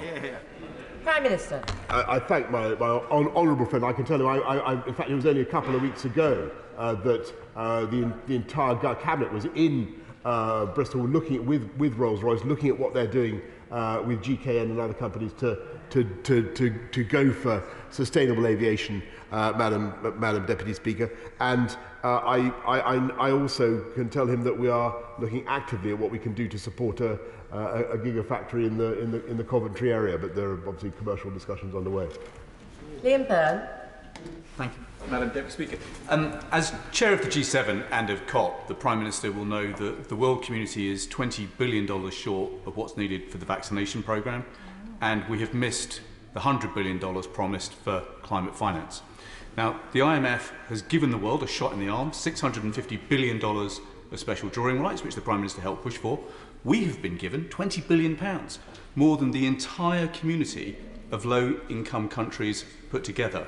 But why are we being so slow and so sluggish in recycling that money back to the IMF so it can be put to good use? We're behind France, we're behind America, we're a laggard when we should be leading. Prime Minister. What we're doing, Madam Deputy Speaker, is putting hard cash into supporting countries around the world. He makes a good point about the SDRs. We're looking at that as well, but we're prioritising cash up front. Mark Jenkinson. Thank you, Madam Deputy Speaker. My right honourable friend knows that I'm a fervent supporter of his efforts for the UK to lead the world in decarbonisation. And I know that he would not wish to impoverish anyone here or abroad on the way. No country has yet leapfrogged our path to prosperity from wood, coal, gas to nuclear. And my concern is that in asking developing countries to consign coal power to history, we risk sustaining their poverty if we don't provide an alternative. Does he agree with his historic climate finance agreements and our existing development aid? We have a huge opportunity to export UK SMR around the world to hasten their path to prosperity instead. Prime Minister. Thank my honourable friend for what I think is an exceedingly thoughtful question, and he is absolutely right in the logic of what he says. We must help the developing world to leapfrog. I think that all sorts of technologies are very attractive, including the one that he suggests, and the opportunity there is to generate fantastic British jobs as well. Deirdre Prott. Thank you, Madam Deputy Speaker. Open Democracy reported recently his former colleague in the EU Vote Leave campaign, Nigel Farage, is saying that a referendum on green taxes could well be his latest campaign. We're hearing increasingly loud objections from the so-called Net Zero Scrutiny Group from amongst his own rank of MPs, and the Institute of Economic Affairs said recently it would continue to challenge the ropey economics of net zero. What will the PM do to challenge those siren voices from amongst his own supporters? Prime Minister. I think I study the people's feelings about this and what's so changed in this COP, Madam Deputy Speaker, from Paris, which I attended, or from Copenhagen, which I was also at. This time, it's the public who, you know, I have great respect for colleagues around the House who say this is all going too far, too fast, and people can't afford it. Actually, I don't think we can afford not to do it. I also think that it is economically a massive opportunity for this country, and I think that's where people increasingly are. And I think that, you know, calls for a referendum on this will not fall on stony ground. Richard Graham. Madam Deputy Speaker, I spent the last couple of days at COP26 with Southeast Asian nations' representatives, and the situation is exactly as the Prime Minister has described: real progress on cash, coal and trees, particularly momentum signing up to the Forestry Declaration. My right honourable friend will know that the UK Pavilion is symbolically right opposite next year's G20 chair, Indonesia. Does he agree with me that using the Clean Green Finance initiative is a real opportunity for us to do more to help them transition from coal-fired energy to renewable energy, often in collaboration with UK partners on wind and solar and marine energy? Prime Minister. Yes, and I thank my honourable friend, by the way, for everything that he's done with ASEAN partners, Madam Deputy Speaker. He's been absolutely leading the charge for us in that region, and particularly with Indonesia. And they are great partners of ours. And what is coming out of COP is this idea that countries who are finding it tough, as my honourable friend said, to move beyond coal, what they need is a coalition of countries to come to help them with a platform, a portfolio of programmes that they need to get done. Whether it's hydropower or carbon capture or storage, whatever it is, that we can help to finance, to de-risk in order to leverage in the trillions of the private sector, as we did with wind power in our country, Madam Deputy Speaker. And people are seeing this model as the way in which we can do it, not with grants and handouts endlessly from governments around the world, from the richer countries, but from stimulating the private sector to come in and deliver a quantum leap in the infrastructure concerned. Jack Trovey. Madam Deputy Speaker, GK and Melrose have announced their intention to proceed with the closure of the Erdington plant, employing 519 loyal, long-serving workers in an area, the fifth highest area of deprivation in Britain. Exporting production to Poland, still burning coal on a grand scale for years to come. Does the Prime Minister therefore understand the dismay of the workers concerned? And does he agree that with the industry, the automotive industry, in transition to an electric future, we need a supply chain here in Britain, employing workers here in Britain, manufacturing here in Britain, as part of a green industrial revolution here in Britain?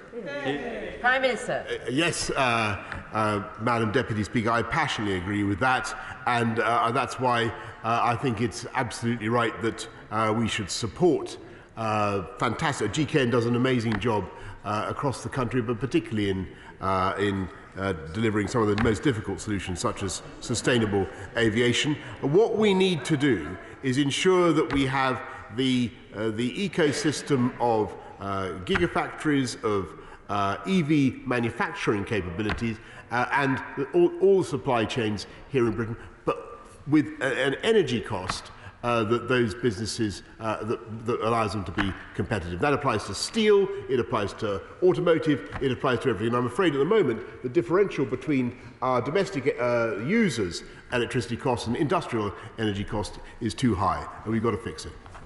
Jason McCartney. Thank you, Madam Deputy Speaker. As chair of the all-party parliamentary group for Woods and Trees, I thank the Prime Minister and the negotiating teams for their fantastic work in tackling deforestation.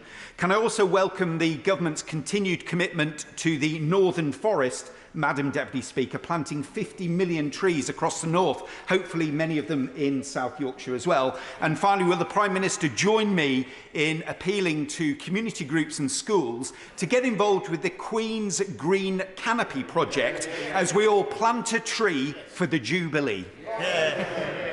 Prime Minister. I thank my honourable friend. He's completely right. Madam Deputy Speaker, the planting a tree for the Jubilee is a wonderful thing to do. We should all be doing it. We want to plant 36,000 hectares of trees every year as part of our contribution, and one of the many ways in which we're contributing to fight climate change, but also to beautifying our landscape. Kerry McCarthy. Madam Deputy Speaker, as chair of the APPG on small island developing states, I welcome the fact that the Prime Minister acknowledged the imminent threat to them in his statement. There's two things that would really help them. One is access to the finance that hopefully is now on the table, because as countries with very limited resources, it's very difficult, they tell me, to actually get their hands on the money and to do the bids. The other thing is to develop blue finance. We know that the City of London leads on green finance. Blue finance for the blue economy and marine conservation would really, really help them, and I think we could take a lead on that. Prime Minister. I thank her, and she's completely right about the imperative of helping the small island states. I must say that at COP and in the last few months, they've been incredibly valuable in getting the world to focus. They're with the Maldives, the Seychelles, Bangladesh, the catastrophic flooding that they face in Bangladesh. Mauritius, they face Barbados was brilliant the other day. They are helping to focus minds on the issue and to attract massive sums of investment. Mark Pawsey. Thank you, Madam Deputy Speaker. The UK can be very proud of the commitments we've already made, but some of our actions are in danger of making our manufacturing and our heavy industry in particular uncompetitive. So could I ask the Prime Minister once again, is there any significance in the absence from COP26 by leaders of our industrial competitors such as China and Russia? Is he confident that they can be persuaded to do more after the conference to provide a more level playing field? Prime Minister. I thank my honourable friend for the point that he makes, but and I understand why he should be anxious. But I talked to both President Xi and President Putin, and it was clear, that they said, Madam Deputy Speaker, that the pandemic precluded them from coming, and I understand the situation that they're in. They have very senior negotiators there in Glasgow as we speak. Xi is a very senior operative in the Chinese system, and we've got to hope for results. In the end, the change is going to be driven not just by the feelings of people in the Western democracies, but also by the political pressure and the pressure from business that is already being felt within China and Russia as well. Exactly. David Linden. Thank you very much, Madam Deputy Speaker. I was pleased to see in the Prime Minister's statement reference to action on trees. But you'll be aware that in Scotland we produce 80% of woodland planting all across these islands, not least by small groups like Mount Vernon Community Hall, which is a real effort on biodiversity. But what more can the Prime Minister do elsewhere in the UK to try and get action on tree planting and follow the lead of Scotland and indeed Mount Vernon? Prime Minister. I thank him. I congratulate Scottish tree planting groups on the initiatives that they've taken. And he's absolutely right that huge numbers of trees are planted in Scotland. We want to see the rest of the UK catch up and do better. I'm afraid that the rates did decline a bit during the pandemic. We've got to accelerate. And I think what my honourable friend said just now about plant a tree for the Jubilee is absolutely right. David Morris. Madam Deputy Speaker. Madam Deputy Speaker, later on we're talking about nuclear in this chamber. So that's showing that the government is now looking forward to the future, as we've 2 nuclear power stations in Heysham. But what I would also like to draw to the Prime Minister's attention is that we're doing wondrous works with preparing for the Eden project in Morecambe. And I know I invited him last week in PMQs, and I'm still pushing it. Boris, come and see us in Morecambe. That's unrelenting invitation. Of course, Madam Deputy Speaker, I'll do my utmost to oblige my honourable friend, who's a great campaigner for clean power, and as he knows, we're taking forward plans for SMRs as well. Lillian Greenwood. Thank you, Madam Deputy Speaker. Transport makes up the largest share of UK carbon emissions, but rail travel is clean and green. So I ask again, why on earth is the Prime Minister choosing to make it cheaper to take domestic flights while failing to set out a proper plan for rail electrification, failing to confirm a high-speed rail line to the East Midlands and the North, and putting up rail fares? Prime Minister. Madam Deputy Speaker, what we're doing is investing massively in rail, the way I described it in PMQs earlier on. We're not just with HS2, but with Northern Powerhouse Rail, the IRP, and she objects to domestic air travel, but the vision that she should support is the idea of moving away from using tons of kerosene to hurl planes into the air. You can do it. You can do it with other approaches, and that's what we should be following. Derek Thomas. Thank you, Madam Deputy Speaker. I welcome the Prime Minister's leadership, particularly around the world, in getting the world's biggest polluters to reduce their carbon footprint. My constituents are keen to move forward and to transition to a decarbon lifestyle, and I believe that information, would the Prime Minister agree with me, that information to them is key to this. Now, there are many times where we, consumers, all of us, will purchase things from China that may well be available here in the UK, but we don't understand the carbon footprint, the inbuilt carbon footprint in that item. Would the Prime Minister agree that information about how carbon is held within items that we purchase is important for consumers? Yes. Prime Minister. My honourable friend knows that schools in Cornwall, I've been talking, they have a fantastic understanding of what Cornwall's doing to cut carbon, the amazing projects in Cornwall. We're also making sure that in education, in classes, kids do understand the inbuilt carbon cost of the goods that they buy. Stephen Farry. Thank you, Madam Deputy Speaker. At present, the UK doesn't yet have measures in place to reach carbon neutral by the year 2050. And indeed, last week, the Chancellor couldn't even mention climate change once in an hour-long speech on the budget. So surely the UK should be offering leadership in this area by putting in place a comprehensive Green New Deal that combines economic and social policy alongside measures to combat climate change. Prime Minister. Well, Madam Deputy, I don't know what planet the Honourable Gentleman opposite has been on. He is totally wrong. He is totally wrong. This government has helped to cut the UK's emissions of CO2 by almost half on 1990 levels. It's an astonishing thing to have done. We have the most ambitious nationally determined contribution of any country in the EU, 78% by 2035 or 1990 levels, and we're doing it through all the measures that he knows. Has he not heard about what we're going to do on zero emission vehicles, or what we're doing on our power emissions? I think he needs to look at what is happening. Yes, of course there is more to do. But as for green bonds, we issued one the other day and got £10 billion out of it. So just keep up, Madam Deputy Speaker. Mike Wood. Thank you, Madam Deputy Speaker. As well as cars, the world will need clean, smart urban transport if we're to meet the climate challenge. Companies like Westfield Pods in Dudley South are developing products that can succeed, that can thrive, that can help us decarbonise, but too often the regulatory framework lags behind the innovation.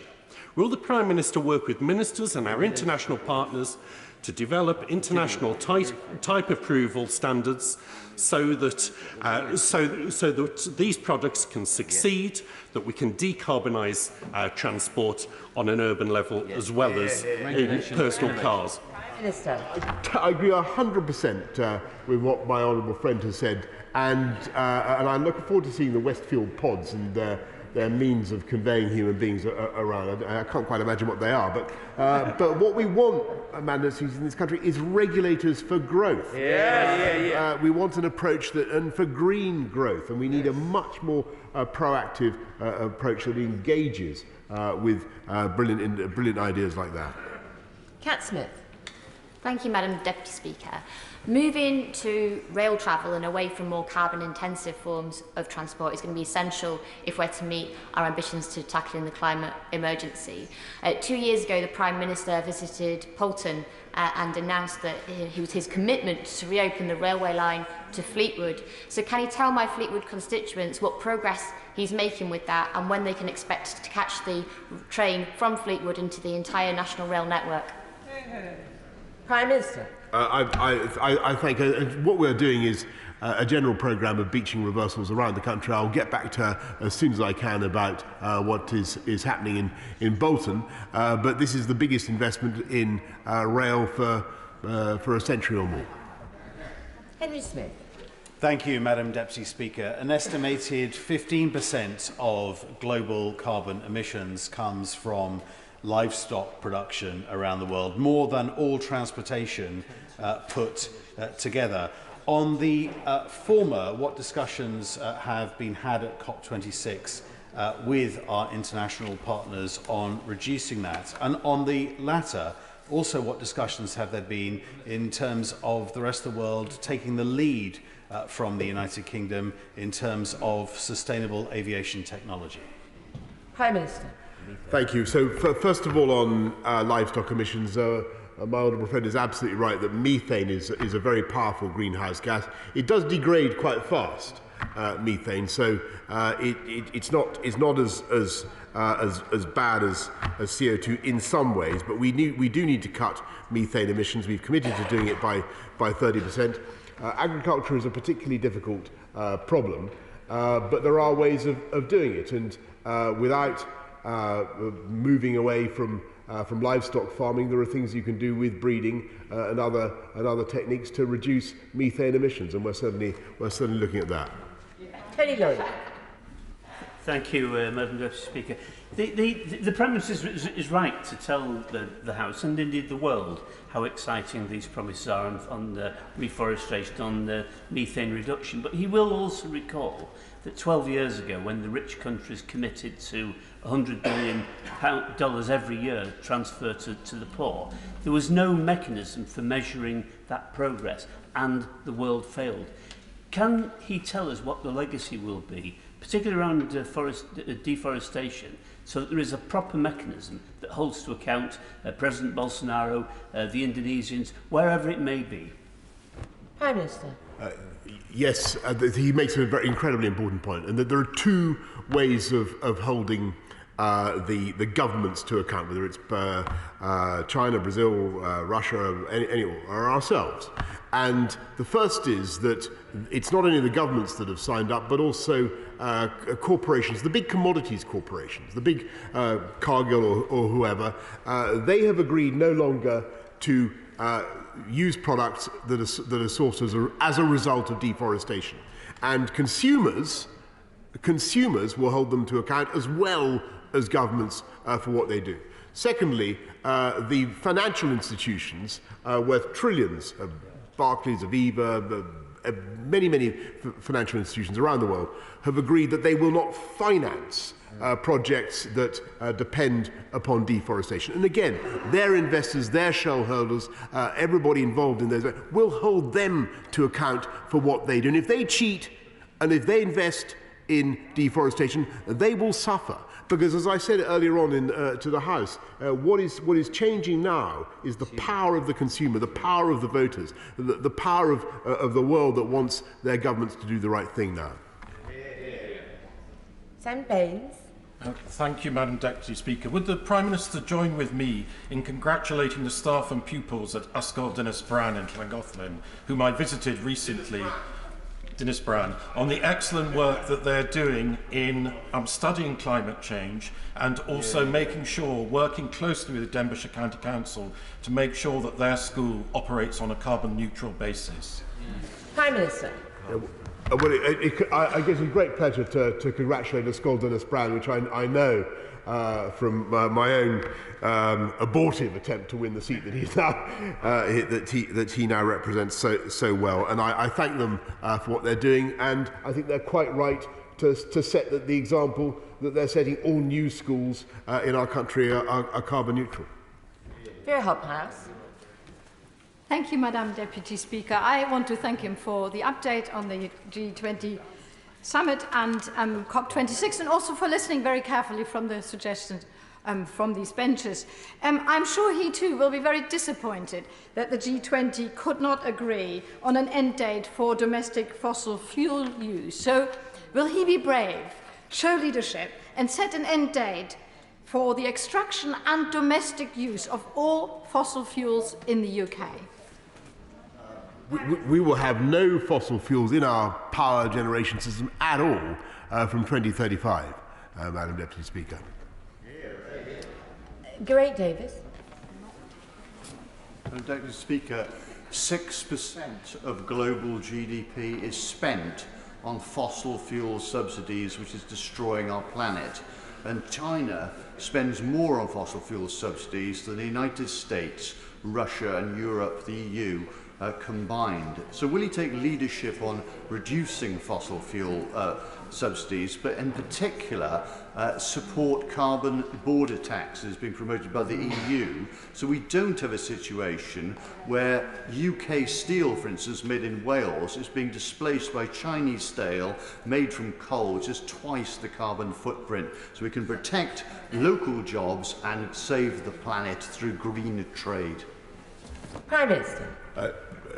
Madam Deputy Speaker, I think that our steel companies have done a great job of trying to reduce their carbon footprint. It's extremely hard if you're a steel corporation. They're one of the biggest emitters that we have. We've got to move towards zero carbon steel making whilst keeping a steel making industry in this country. I think the measures that he describes, the carbon border adjustment levy, all those sorts of things, are certainly worth considering.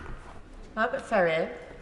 Thank you, Madam Deputy Speaker. The UN Secretary-General has said it will be very difficult to secure the commitment needed for the 1.5-degree goal. And in relation to new fossil fuel explorations, I quote, "We don't need more oil and gas." Will the Prime Minister set out what engagement his government is having with the oil and gas industries to support them in their efforts to decarbonise sustainably? Prime Minister. We talk, thank you, Madam Deputy. We talk the whole time to the oil and gas industry, which has a great history, a proud industry in this country. I believe that the future for the oil and gas industry for hydrocarbons is moving beyond the old combustion approach and towards extraction of clean power. That's the way we should be going. Justin Madders. Thank you, Madam Deputy Speaker. It does feel like we're in last chance saloon if we are going to make an impact on limiting the effect of climate change. So does the Prime Minister share my disappointment that China and India have failed to match many other countries' commitments to reach net zero by 2050 and only putting their targets 10 and 20 years later on? And does he agree with me as well, if COP26, the remainder of it is going to be a success, we need to get some movement from them on that as well? Prime Minister. I thank him. We'll continue to push on those net zero dates, and I frankly agree with the characterisation that he makes of those targets. But I think you need to look also at what both those countries are saying about what they'll do pre-2030. And as the right honourable lady opposite said, that's the key thing that I think we really need to focus on. The Indians have now made a big commitment on decarbonising their power system by 2030, and you've heard what we've already said in this House about the Chinese commitment to peak output for CO2 in 2030 or before. The question is, how long before? So, both those countries actually have made substantial progress. It's obviously not yet enough. Jonathan Edwards. Diolch, Madam Deputy Speaker. In his statement, the Prime Minister said, "We have the technology to do what is necessary. All that remains in question is our resolve." With this in mind, why doesn't the British Government extend the favourable financing model being proposed for nuclear energy generation to other technologies such as the proposed Swansea Tidal Lagoon? Prime Minister. I thank him very much, and as he knows, I was very attracted to the Swansea Tidal Lagoon model. It is extremely expensive for the energy it produces. And I see members opposite shaking their heads. If they can produce plans that show a more economical way of doing it, then I'd be only too happy to study them. Final question, Sam Tarry. Thank you, Madam Deputy Speaker. Earlier today at COP26, young people from the group New Green Deal Rising tried to ask the Chancellor directly about why he continues to subsidise fossil fuels and the fossil fuel industry so deeply. And instead of engaging with those young people, the young people that could be the first generation to die of climate change, not of old age, he promptly banned them from attending his talk. Sorry. I wonder, Madam Deputy Speaker, whether the Prime Minister and the Chancellor could instead engage with that generation, engage with those young people and move on from greenwash towards a Green New Deal to raise Britain up and meet our climate obligations. Prime Minister. Madam Deputy Speaker, it's precisely for the sake of that generation with whom, by the way, every member of this government, I'm sure members around the House, engaged the whole time on this issue. It's precisely for their sakes that we're doing this. And I think that they are actually starting to think that we can fix this. I'm starting to think that we can fix this.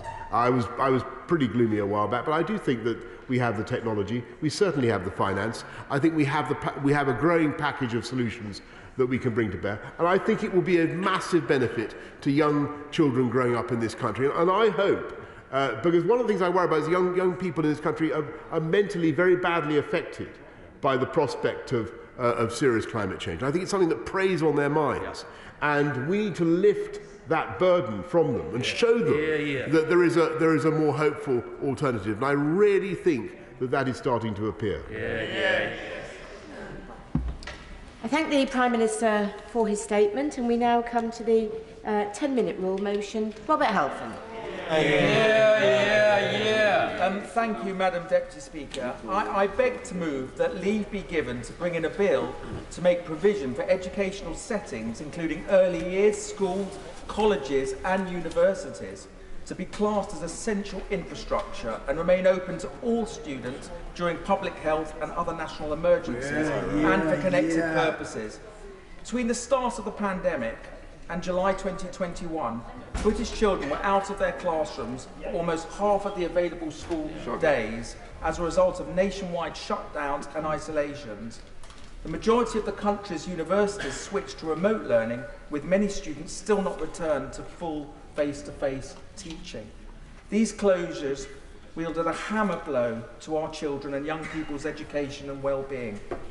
The mechanisms this bill will put in place will safeguard the education, the mental health and the chances of those already hardest hit and for future generations to come.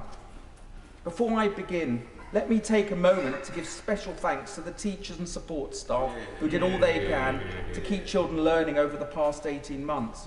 I especially welcome the support of Children's Commissioners past and present for this bill, 2 former Children's Ministers, and significantly the parents group Us For Them, who've campaigned day and night to keep schools fully open and our children learning in the classrooms as they should be.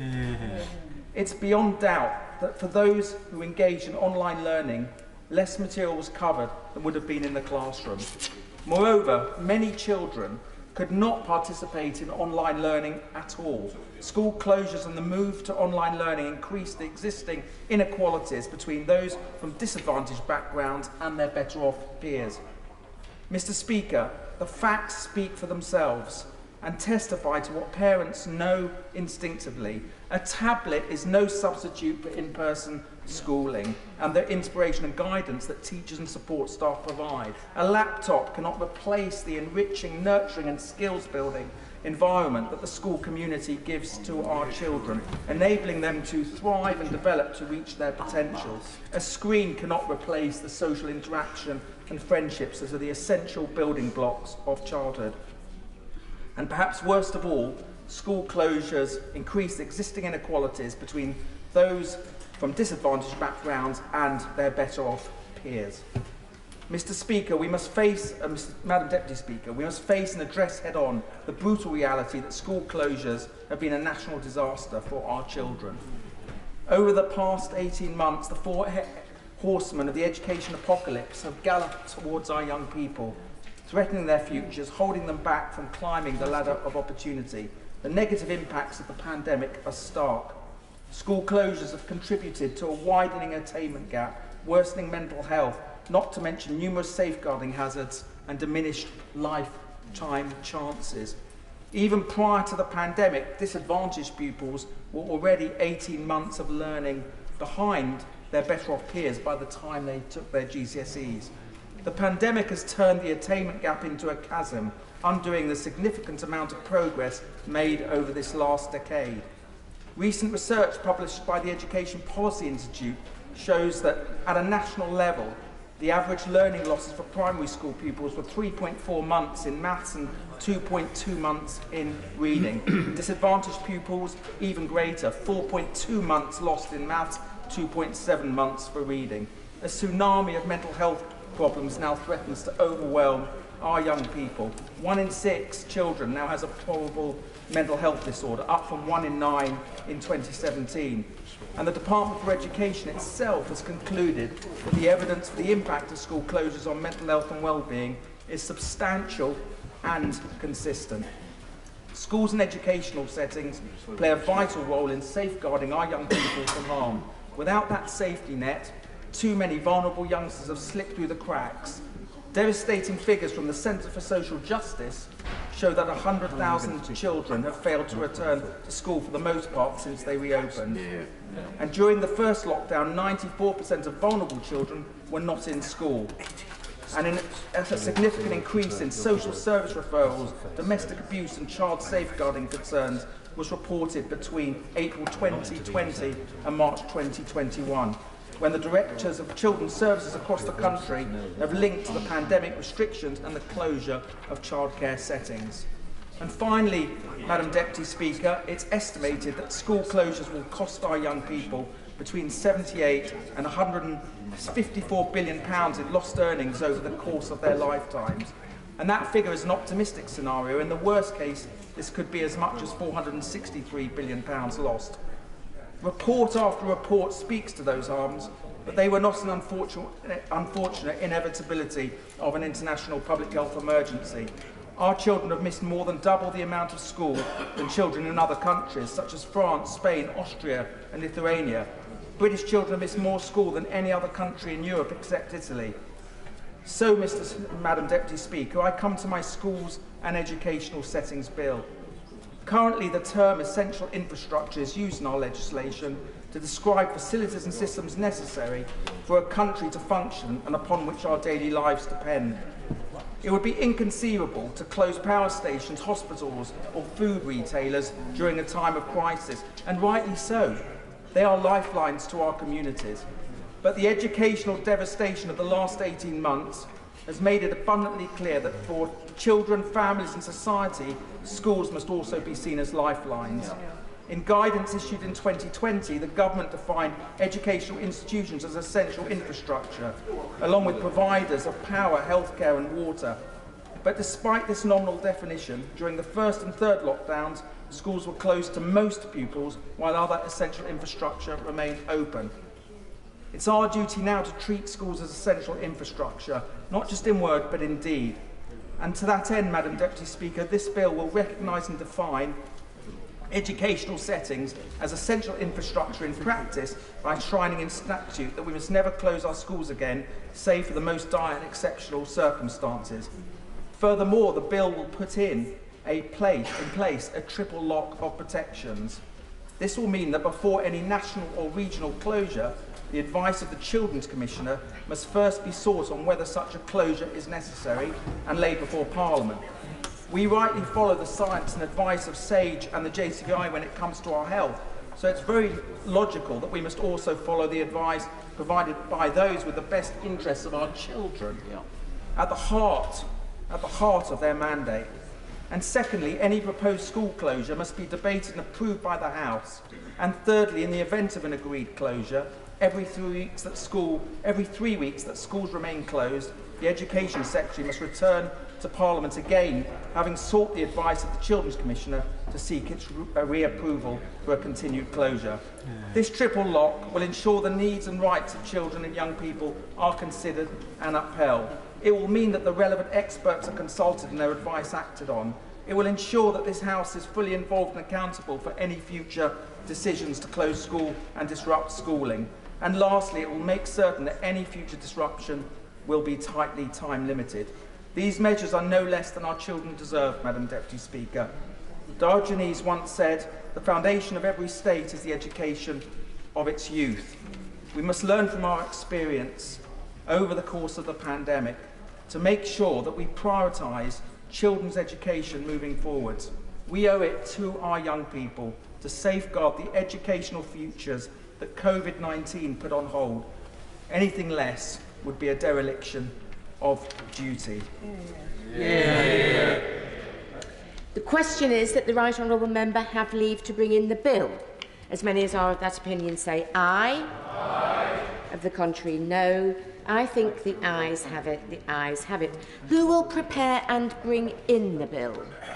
Mr. Edward Timpson, Mr. Tim Loughton, Sir Ian Duncan Smith, Mr. Christian Wakeford, Mr. Tom Hunt, Mr. Brendan Clark Smith, Mr. Greg Smith, Miss Siobhan Bailey, Miss Miriam Cates, Miss Manira Wilson, Mr. David Warburton, and myself, Madam Deputy Speaker.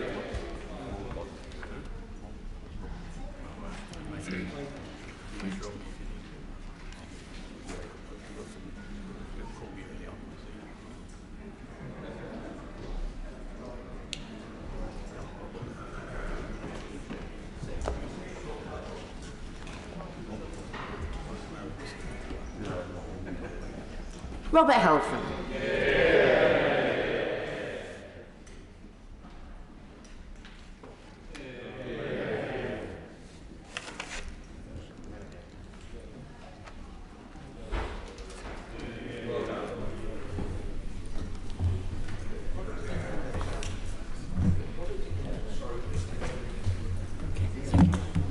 Thank you.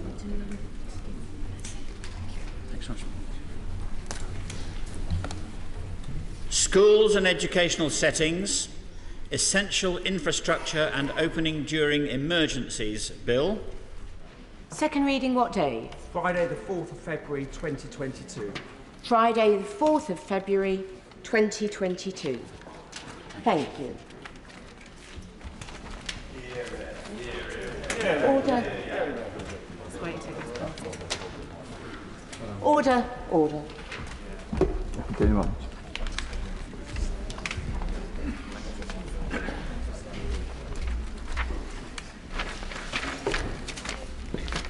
We now come to the motion relating to the Committee on Standards.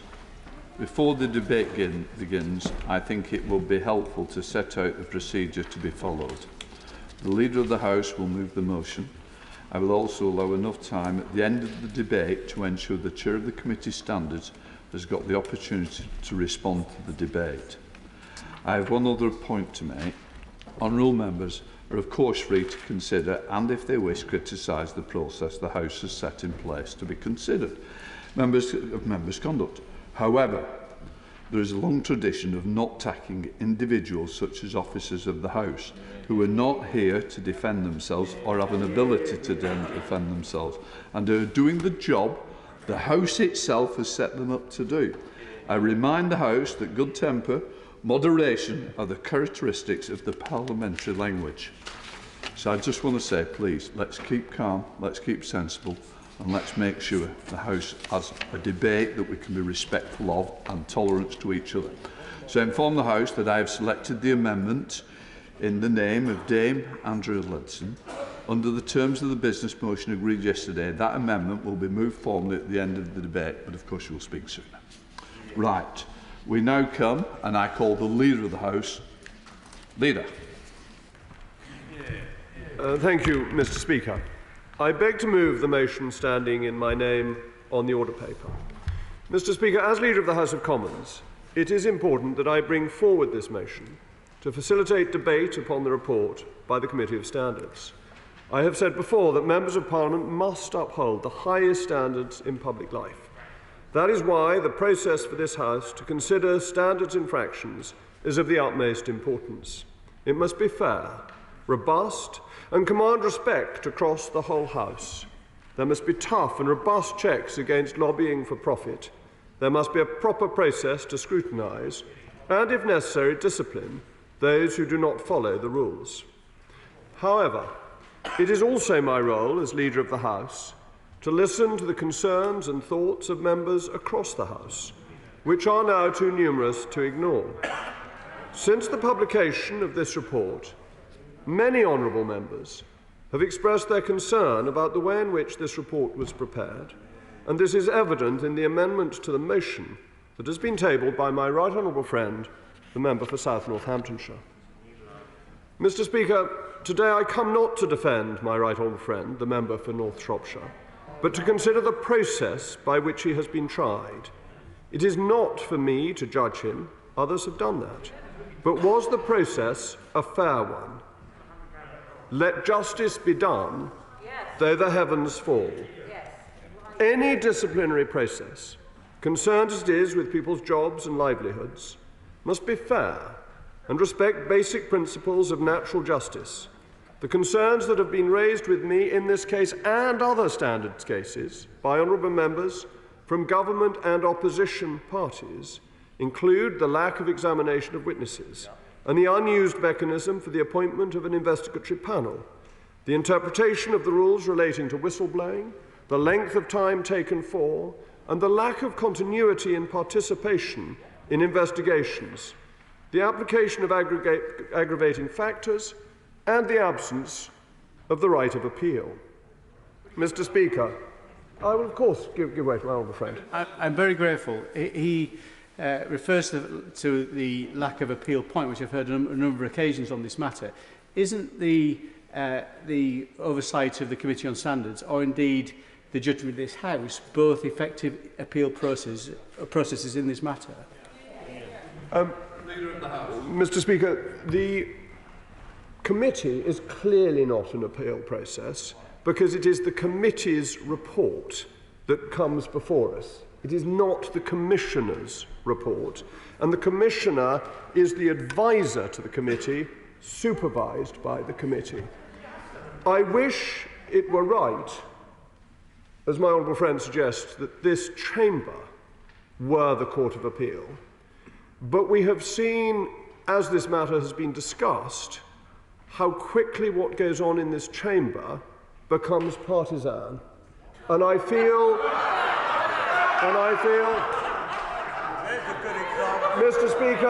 Mr. Speaker, whilst honourable members opposite cackle and crow, they have made my point.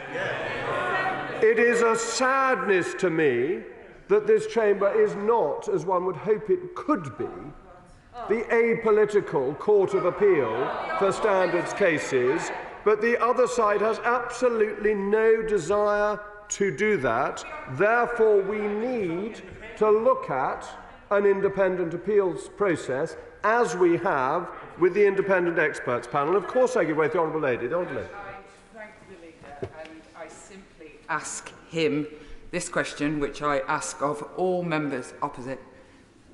Does he think he would be standing here today making these changes if it were a Labour MP involved? No, he wouldn't.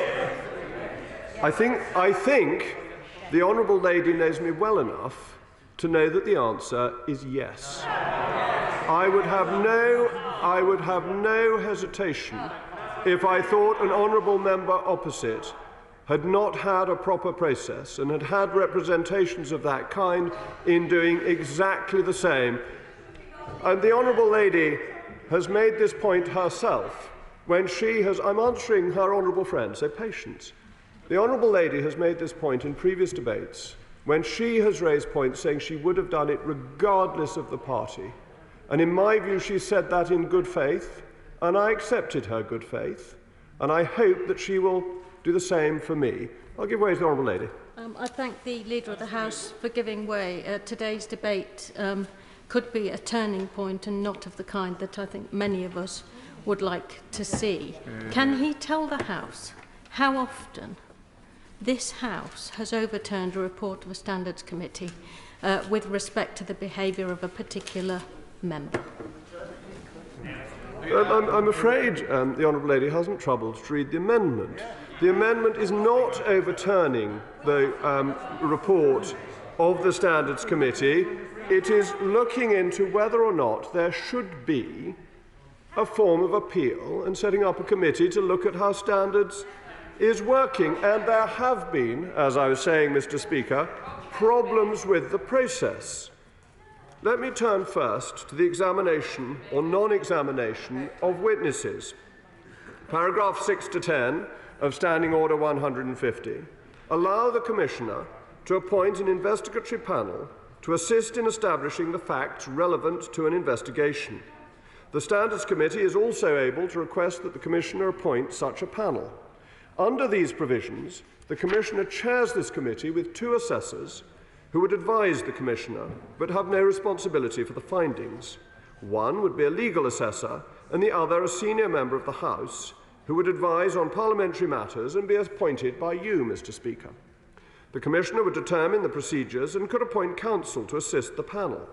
The member against whom the complaint had been made would be entitled to be heard in person and would have the opportunity to call witnesses and examine other witnesses. At the conclusion of proceedings, the Commissioner would report as usual. The legal assessor would report to the committee as to the extent to which the proceedings had been consistent with the principles of natural justice, which of course refers to the right to a fair trial under a proper and just process, and the member assessor might report on the extent to which the proceedings had regard to the custom and practice of the House and its members. Of course, I give way to the Honourable Member. I'm very grateful, Mr. Speaker. The Leader of the House started with a quote, and I'm often reminded one of what is false exists on the same judicial footing as what is right. And I wonder, given, and I'm making no judgment on those who have signed the amendment, but given that 6 of them have had allegations held against them by the standards in the last year, what exists here and what is right? Can you make a differentiation between what was good enough for them is not good enough for the other member in which we're discussing? The honourable gentleman raises a really very important point, and I'm grateful to him for doing so. I think the reason it has come now is because of the volume of complaints that have come through and the more widespread feeling of unfairness across all benches that have been brought to my attention and the attention of others. In very simplistic, cliched terms, this is the famous straw that has broken the much suffering, long-suffering camel's back. Of course, I'll give way to the honourable gentleman again. I'm very grateful, Mr. Speaker, again for the Leader giving way, but I don't see any members of the opposition signing the amendment. Well, that was the point I made earlier, Mr. Speaker, about the unfortunate state of affairs, that this House doesn't work as a court of appeal, but regrettably becomes partisan, which rather reinforces the need to have an independent body. I will give way to the very distinguished Right Honourable Lady. I thank the Right Honourable Member for giving way, and I would say that I'm certainly getting up, and I know many members on this side of the House are getting up not in a partisan way, but because we care about the integrity and the reputation of the House and our democracy. Can I just say to the Honourable Member, I have absolutely no personal in fact, I have a lot of personal empathy with the individual who is subject to our debate today and the terrible personal circumstances that he faces. But the matter has been considered twice in two separate stages in a procedure that is well known in this House. And the allegation is incredibly serious. The allegation is that the Right Honourable Member used his position of trust as a Member of Parliament and abused that for personal gain. It would be terrible, absolutely terrible for our democracy, I say to the Leader, if we do not take those decisions that have been unanimously agreed and endorse them in this House today. We bring into danger the real trust in our democracy and the integrity of this House. The Right Honourable Lady says that this has been looked at, and it has, but there has been no form of appeal, and many of the aspects of it have been contested. I'll give way to the Honourable Lady. The Leader of the House for giving way, and I will confess, obviously, as a 2019 intake, December will mark 2 years since I've been here, so I don't know the rules and regulations inside out. But would the Speaker, Mr. Speaker, would you agree that the rules on advocacy, paid advocacy, have been banned from this House since 1695? Yeah. So why is it that this government seems to appear to be bending the rules when it suits them? Yeah. Mr. Speaker, because the rules are not being treated in that way. The exemption exists for whistleblowing, which I will come into. The honourable gentleman also wanted to intervene. Thank you very much to the Leader for giving way. I think we need to widen this out. People out there believe the government's attempt to rewrite the rules looks dodgy. And the reason they believe it looks dodgy is because it is dodgy. It's a plan to cover up the kind of corruption we've seen throughout the COVID crisis. Polls show that the population believes that this government is corrupt. I'm afraid they're correct. It's the most corrupt government in modern history. So unless the government changed its behaviour, won't it be doing further permanent damage to our democracy and people's belief in our democracy? Mr. Speaker, I'm as always grateful to the honourable gentleman. He proves my point that the parties espoused from the other side about being non-partisan are always undermined by the honourable gentleman, who is the very epitome, the acme of partisanship. I wave my honourable friend. I'm very grateful to my right honourable friend. Isn't the plain truth that if the amendment passes today, our right honourable friend could actually find himself in an even worse position when he's further condemned by an appeals process which could find against him? The honourable gentleman is absolutely right, and I see my honourable friend, the member for Stone, wishes to intervene. My right honourable friend was interrupted in the course of his speech by an intervention, and he was about to say something regarding question of contested cases, which is right at the heart of this issue, because report after report, including the Joint Committee on Privilege, has said that in such cases, criteria for fairness has to be applied. This investigatory panel, as he so adequately stated, does provide for such a state of affairs. It was not applied by the committee in this case. I'm grateful to my honourable friend who makes a point that I'm going to make in slightly more detail, but I will give way to the honourable gentleman. Thank the Leader of the House for giving way. Would he also accept that the report itself says, in its towards its conclusion, that the paid advocacy and the exceptions that there are open to interpretation? And that being the case, and there are two different interpretations here, that being the case, surely the difference of interpretation should be open to some appeal. The honourable gentleman is absolutely right, and this is one of the key things that the committee will be asked to look at, to see if it can clarify the interpretation on the exemption, on the whistleblowing exemption. But let me return to Standing Order 150, which appears to provide a mechanism for the investigation of contentious cases which respects natural justice, ensures that legal counsel is appointed, appropriate for what is ultimately a quasi-judicial process, and introduces significant checks and balances into the investigation, such as the appointment of a separate member by the Speaker to act as an assessor, and the right of the member being investigated to call witnesses and be able to examine other witnesses rather than leaving this to the discretion of the Commissioner. In a case where so many witnesses and where so many members have made their concerns known, it is unfortunate that the Commissioner did not appoint such a panel. Indeed, the Standards Commission and Committee have never opted to use this mechanism, despite many contentious cases before them. The 20... Of course, I'll give way to my own friend. No, I'm very grateful to my right honourable friend for giving way on that point, because some 17 individuals have come forward saying that they wish to give oral evidence, and it was refused that they could do so. And is not the point, whether or not someone is guilty or not of paid advocacy, that there must be justice and that justice must be seen to be done? And in this case, many right-minded people will say justice has not been seen to be done. Thank you, Mr. Speaker. I'm sure that the committee we are setting up will want to consider the appearance of witnesses and whether that ought to be a fundamental right of people accused of serious cases. Of course, I'll give way to Chairman Sands. I'm very grateful. I just, if it's all right, I just want to respond directly to the point that's just been made. It is. Let me hear what he's got to say before we make a judgment. Here. Sorry, I'm sorry. I want Mr. Bryant. Intervene on me, but he can't intervene on a point made by the honourable gentleman. Let me help. It's not going to be direct. I think it's direct to the point that was made to you. I think, Leader, I think we can dance round a pinhead, but that's not going to be helpful in a very important debate today. Chris Bryant.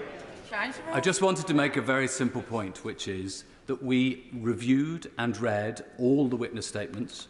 Nobody asked to make an oral witness statement to us. It is perfectly normal in most workplaces in this country. As a senior High Court, retired High Court judge confirmed to me yesterday, for witness statements to be read and considered and not necessarily questioned or cross-examined. We did a perfectly normal, fair hearing for the honourable member. We considered all the witness statements and we published them. Thank you, Mr. Speaker. I mean, the point is that there was this facility to set up an investigatory panel which was not used, which would have been able to see all the witnesses that my right honourable friend wanted. Now, as I was pointing out, I'll give away the second time and then I'll come. I really am very grateful for his giving away a second time. Really, isn't the point of natural justice in this country the ability to cross-examine witnesses? And is it not the case that written evidence is not the sort of evidence that can be cross-examined? Mr. Speaker, my honourable friend has made a mini-speech very pithily. I give way to my honourable friend. I'm most grateful to my right honourable friend for giving way.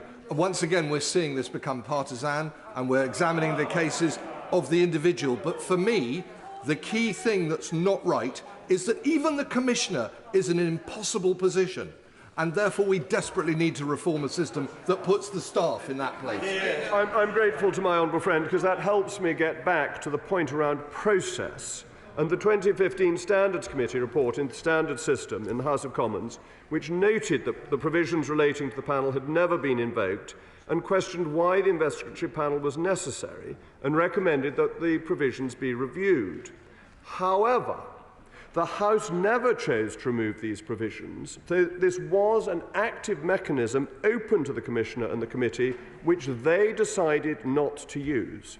It is the Government's belief that it is right to allow the House to revisit whether, to ensure natural justice, our procedures should be changed to give Members of Parliament the same or similar rights as applies to those subject to investigations of alleged misconduct in other workplaces and professions, including the right of examination of witnesses.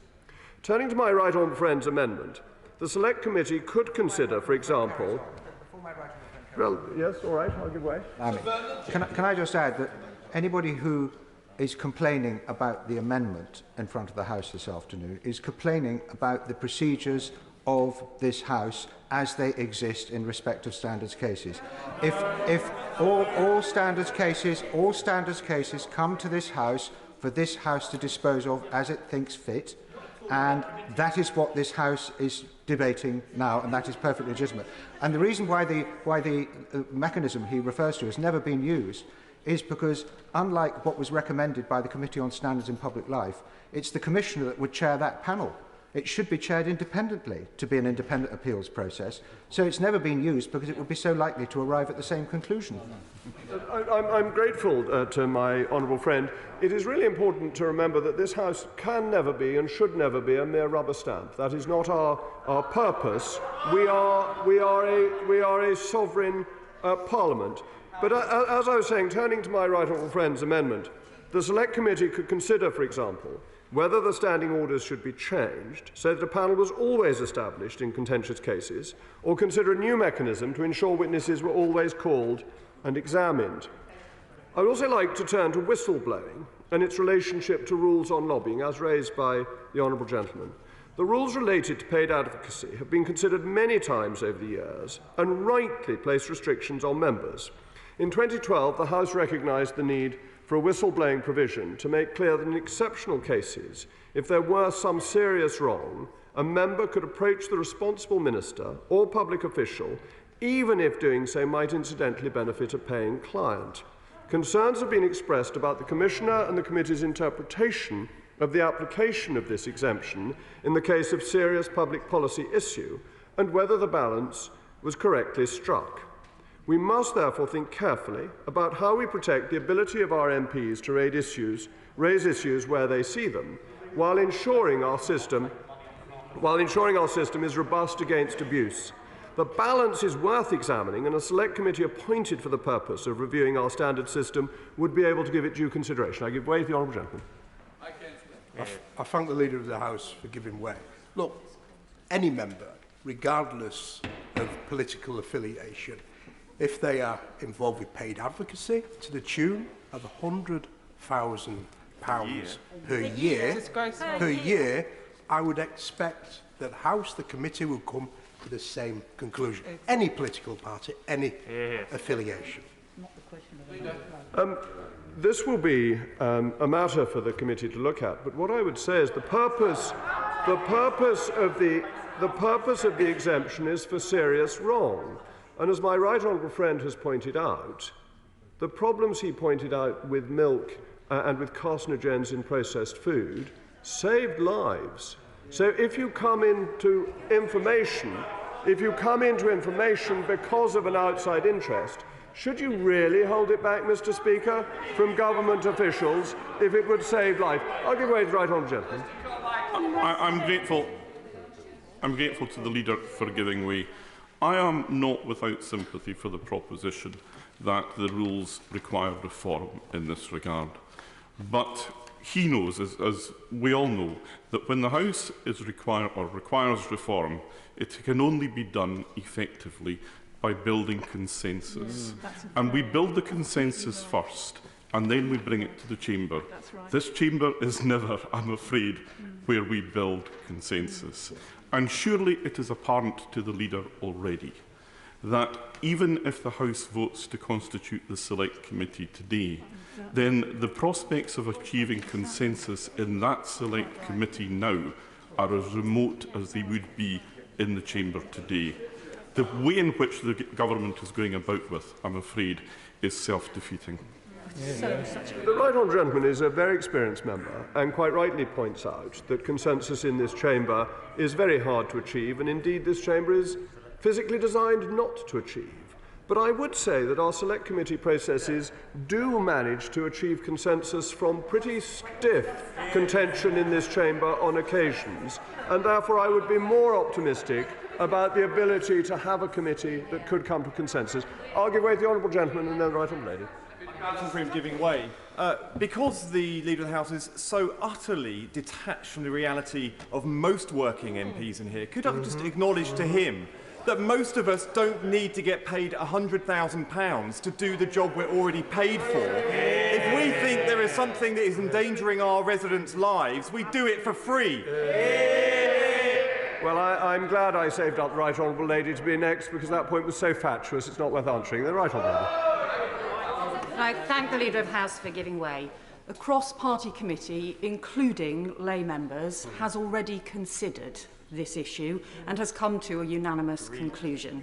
My honourable friend for Weaver Vale asked him why the House should not just come to a conclusion on paid advocacy, which we are clear is against the rules, and he said that was a matter for the new committee to consider. The old committee, including lay members, has already considered it and come to its independent conclusion. Why does he think the new committee is somehow better than the old committee? And does he not realise this just looks to everyone as if he simply doesn't like the conclusion that the old committee has come to? Dare I say the right honourable lady is modelling herself on the deaf adder, and charm I never so nicely. She is not hearing what I am saying. That the point at issue is that the new committee could come to the same conclusion, but what we are discussing is process and the lack of appeal and failures in the process as they currently exist. So let me come to the length and continuity of investigations, Mr. Speaker. Across many standards cases, we have seen huge differential between the length of time taken for investigations. There appears to be no consistency. For example, the chairman of Standards Committee's case himself was completed within a week using the rectification procedure when he failed to declare something after 2 years.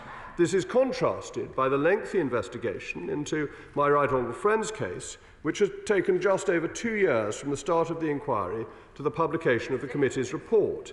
It is equally concerning that the current processes do not ensure, and this is a very important point for those who have been speaking up for the committee, do not ensure continuity of attendance at the committee stage, with different members present at the Standards Committee 3 formal meetings on this report. In the final meeting, only 50% of the membership had attended all 3 meetings, and 4 of the 11 members who attended the meeting had not attended the meeting hearing the evidence from my right honourable friend. And although we all understand the pressures on select committee members, this seems a sharp contrast to the expectations in a judicial process, such as jury service, where people are meant to be there to listen to the evidence and a good reason to look again at our processes. Yes, of course, I'll give way to Grateful for the Leader giving way again. Under that premise, are they asserting there that there will be a compulsion not only for this committee that they propose, but also for every other select committee, a compulsion for members to attend? This committee is very different from other committees, but this will be a matter for the ad hoc select committee to consider. Of course, I'll give way to my right honourable friend. Precisely the case when we sit as a committee, a special standing committee, for a private bill. Members are required to be present because it is a quasi-judicial process. I'm grateful to my right honourable friend for reminding us of the procedure in private bill committees. The Committee on Standards has itself noted that long investigations are undesirable, place the member concerned under considerable strain, and should be conducted as expeditiously as possible, so long as rigour and fairness are not compromised. In fact, it is itself examining the length of recent investigations and adjudications as part of its inquiry into the Code of Conduct to see if further steps can be taken. The Honourable Lady chunters that I have taken a third of the debate. That's because people like her intervened. And either I answer people's questions or they just get a monologue. It is better, I think, to have a proper debate. Of course, I give way to the Honourable Gentleman.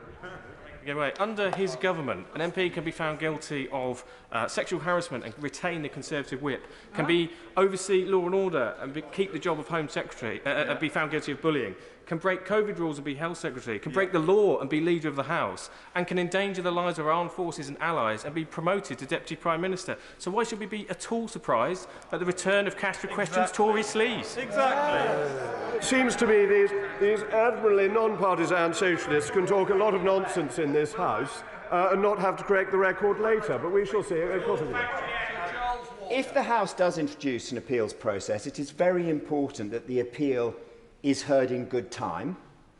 And if the appeal panel upholds the original ruling, then what will happen? If the original ruling is upheld, it will come back to this House for a vote on the proposal in the normal way. But I agree with my honourable friend that it should be timely. As I was saying, the Standards Committee is itself... Oh, of course, I'll give way to Honourable. Very grateful to the leader for giving way. Can I just take him back to what he was saying a couple of minutes ago about the whistleblowing exemption? Does he recognise the grave danger that if the interpretation he appeared to be commending of that exemption was accepted by the House, there would in effect be no ban on paid advocacy at all? Which is what they want. The Right Honourable Gentleman is a very distinguished and fair-minded member of this House, and it is fundamentally important that the whistleblowing exemption is an exemption and not a loophole that can be exploited for all purposes. Paid advocacy demeans the House and is not something that members should be involved in. On the other hand, if people do know of a serious wrong, I think most fair-minded members would think that if you had come across this for something you were paid for, it was only right and proper that you should tell ministers about it. And there must be a clear dividing line, which I hope this select committee would be able to establish, because that is at the heart of the disagreement between my right honourable friend and the Committee on Standards, and that needs to be clearer. So I think the honourable gentleman is going to speak at the end, so it may be best if he does that, and the honourable gentleman has already intervened. So let me continue, because I am conscious of time. The committee noted that the Commissioner has since March 2020 routinely conducted an initiation interview with a member concerned in investigations that involve serious allegations to assure herself that the member is fully appraised in detail of the allegations and the process at the earliest possible stage. This postdates this case, but is worth noting that my right honourable friend suggested a meeting in his letter to the Commissioner on the 16th of January 2020. Therefore, these are welcome steps, and a select committee appointed by the House could look further at how the system might be approved. I will now move on to the aggravating factors that the committee refers to in a number of its reports. Mr. Speaker, a consistent theme has been that members' refusal to admit wrongdoing in contentious cases has been considered an aggravating factor leading to greater punishment. But we do not want to encourage a system in which you have to admit fault in order to receive a reasonable response from the Standards Committee. Members who believe they are innocent must be able to continue to assert that from the beginning to the end without that being considered an aggravating factor. Plea bargaining is not part of our system. Expectation of self-denunciation is not where we want to get to. We do not want struggle sessions, though the opposition may like struggle sessions, in order to receive more lenient sanctions. We saw examples of this recently, with a member considered to have a higher degree of culpability because he did not accept the judgment of the committee and commissioner on his correspondence with the judiciary, and also my right honourable friend, the member for Rayleigh and Wickford, whose punishment for the arguably innocuous and legitimate act of writing to Michel Barnier after his request for the views of MPs was shortened and not brought to the floor of the House on the condition he admitted wrongdoing. This is a concerning theme in these investigations, which clearly warrants greater review. But perhaps the most critical point to emerge in concerns expressed by members is the question of a right to appeal. I consider this right to be fundamental to the provision of justice, which is regrettably not genuinely provided by the matter coming to the floor of this House, a regrettableness which has been reinforced by the conduct of this debate so far. I would observe that in the House of Lords there is an appeal process that provides the member concerned, the noble lord concerned, has a right of appeal to the Conduct Committee against the Commissioner's findings and any recommended sanction. Having considered any appeal, the Conduct Committee, having agreed an appropriate sanction, reports its conclusions to the House, which has the final decision on the sanction. This is why I support the amendment in the name of my right honourable friend, the member for South Northamptonshire. It will set up a select committee to review the standards process and consider whether members should be afforded the same or similar rights as applies to those subject to investigations of alleged misconduct in other workplaces and professions, including the right of appeal, and to make recommendations for reform. The committee will, therefore, be able to recommend setting up an appeals mechanism and other changes to increase confidence. It will also be able to consider whether the case against my right honourable friend, the member for North Shropshire, should be reviewed and with the benefit of any new appeals mechanism, or whether the Standards Committee report should be considered by the House. It will be a method by which we can reset a process that has lost the confidence of many members of this House. Let me be clear, Mr. Speaker. The new committee will not be the judge, jury and executioner in this case. It is time-limited and established for the particular purpose of recommending improvements to the standard system for the House to consider. For example, following the committee's work in relation to this report, it is entirely possible that a reform process, including any new appeal mechanism, may conclude that this initial report and sanction was entirely correct. This complex case still demands proper consideration, and the Select Committee in no way would predetermine that. I'll give way to the Honourable Lady. I'm grateful to him for giving way. I just wonder if he could explain why it's appropriate that this new Select Committee should have an inbuilt government majority, where the Standards Committee doesn't with its lay members. And if this is about trying to improve our processes, why is he running the risk of making it look to anybody looking in from the outside that essentially it's like someone who's been found guilty of a crime, but instead of actually serving a sentence, what happens is that his mates come together and try to change the judicial system. It looks really bad. It does. Sometimes to do the right thing, one has to accept a degree of opprobrium, but it is more important to do the right thing to ensure that there is fairness. Mr. Speaker, I can't refuse to give way to the Honourable Gentleman. I go for the leader for giving way.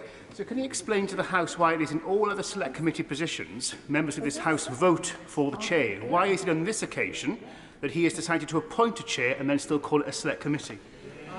It's not true that all the posts are elected. The chairman of the European Scrutiny Committee is, for example, not elected. So the honourable gentleman who's on the Procedure Committee really ought to know better and know the details of the composition of select committees of this House.